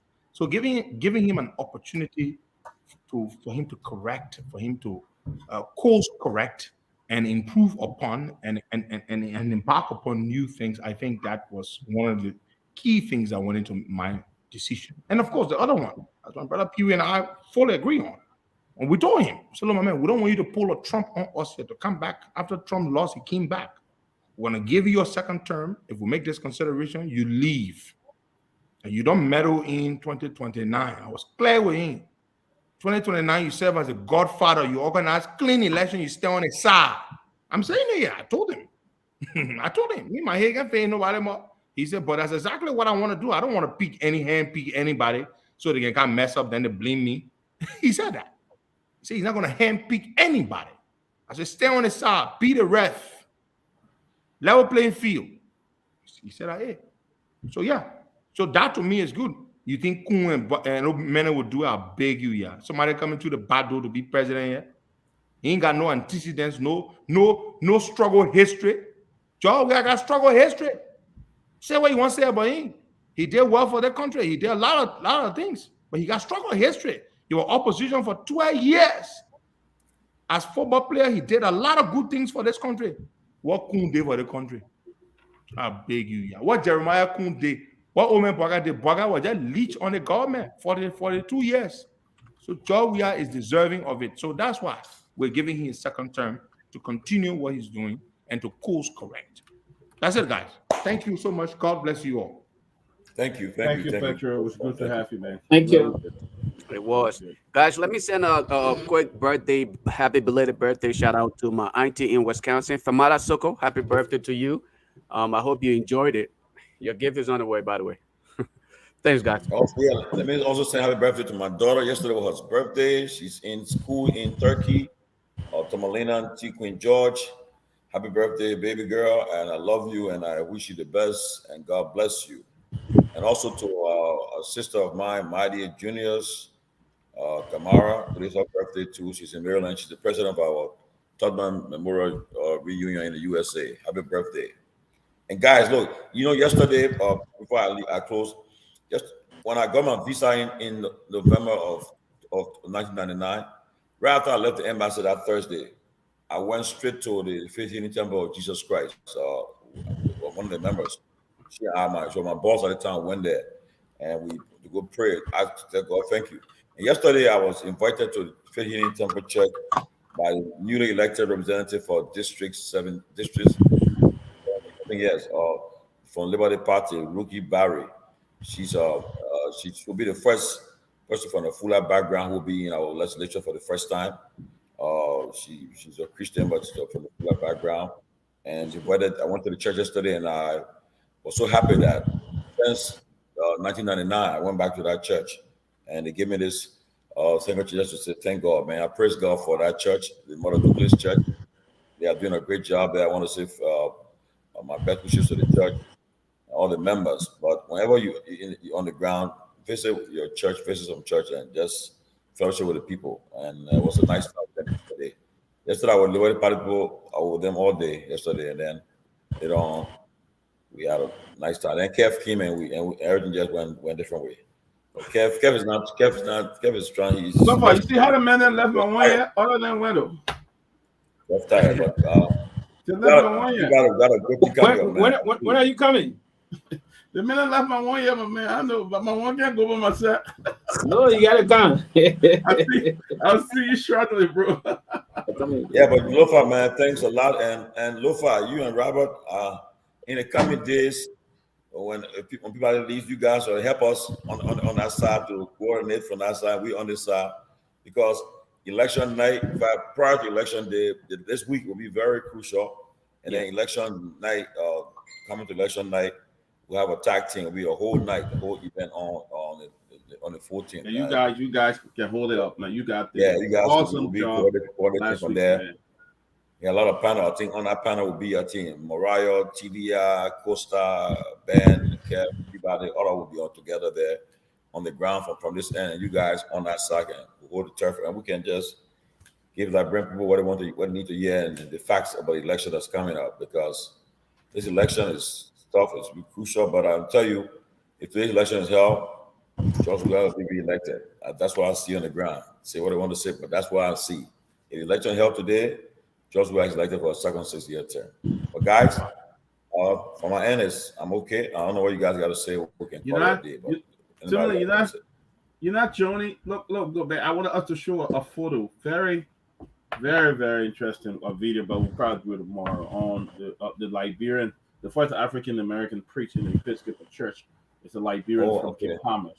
Oh, wow. Okay. Yeah, we'll show that video, but he made history. The first black priest from the Episcopal diocese from Liberia. So they're really interesting. I will send that tip tomorrow. Look fine, then we'll play it tomorrow. Okay. Yeah, man. To all our young people in Liberia, I know that they said that normally the runoff does not have a huge turnout, but please get out and vote. Your vote means a lot. Get out and vote, please. Keep your cards with you. Get the information you need for your prisons, and get out and vote. It's very, very important. But it was a great show, man. Great show. I hopefully that these guys can stop the attacks and we can talk about these issues. The issues that really matter. They can be attacking until November 14th. And is that the only campaign that will end up losing the election like that? You know, like I told Tomalin yesterday, I said, I learned something from you. You told me not to respond very often when people attack on these things. Nowadays, I just go ahead and listen to what people have to say and just wave it up. Sometimes I don't even read their comments. I've had people who have literally called me out, and people said, why did you leave your platform to go and sit on other people's platform? And I simply say to them, look, guys, I never got into this because I was trying to seek popularity. It was not about the fame. It was about the burning desire to educate my people. It was the burning desire for change. It was the desire to transform Liberia in a way, whether it is through participation, to media. Like I told the other guys before, I told them, I said, technology is going to play a major role in these elections. And one of the guys who denied it, modified, what's his name? Stephen Johnson, he said, oh, you can't sit all the way in America and think you can impact people's decision. And I told him, I said, it's a gradual process. 5 years down the road, we will be right back here. And we can see this today. So whether it is on Across Africa or Lofa Julius's page or me appearing on SKTV, I don't see that as me wanting to compete. While it is true that competition is good for both the minds and everything else, but my burning desire here is, how can I participate in the change process that I so much want to see? Because I get jealous when I see our neighboring country just progressing, and my country is where she is today. And it pushed me even further to say, I must be a part of the process, and I would do everything possible to be a part of the process to see change in Liberia.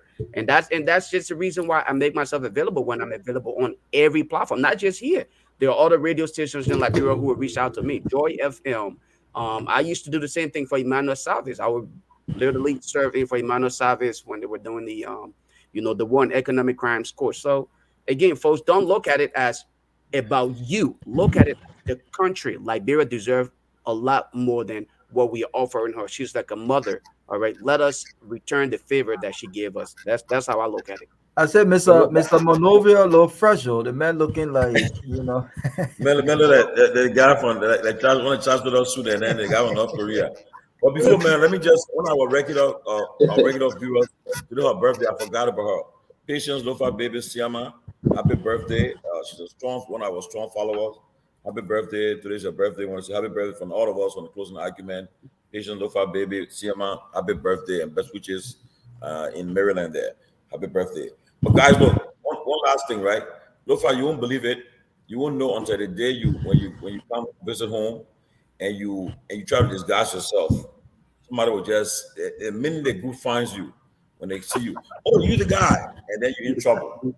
And the next thing they'll do, they will start showing, you're not running for office, He'll come with a battle cry song on you and so forth. To the extent Don't let it carry you. Yeah, I know, right?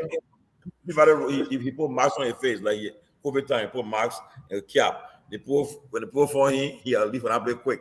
So, this guy, Yeah, but when you go to I went for an interview with Julius Job just recently. When I got back outside, before I could get to my car, those guys are already beating the drum, man. You're not able then. They will catch you one way or the other. They're already beating that drum. You gotta give them something and get out of there, because if you don't do that, you're gonna get more crowd around you. But that's how it is, man. You just gotta prepare for that. Yeah. All right, guys. I gotta go. You guys have a good one.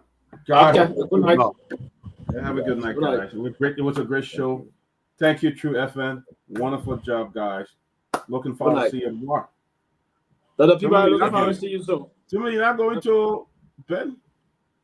well, I could go on this behind the scene, but I will check on Kev because Kev not too well on leaving the evening, but I'll make sure everything's okay. But I'll check on Kev first. Why, he came with fever? How you leave for that? No, Kev for the time difference, and he didn't sleep. We didn't get home there this morning. Okay. He been out, so we're like. We'll get him some Ghana. Yeah, you need some of that. It's a small kind of Ghana, the hot one. Yeah, the hot Ghana. I'm looking forward to see you, man. I'm looking forward to that. I'm looking forward to it shortly, man. I can't wait. Okay. All right, guys. Good night.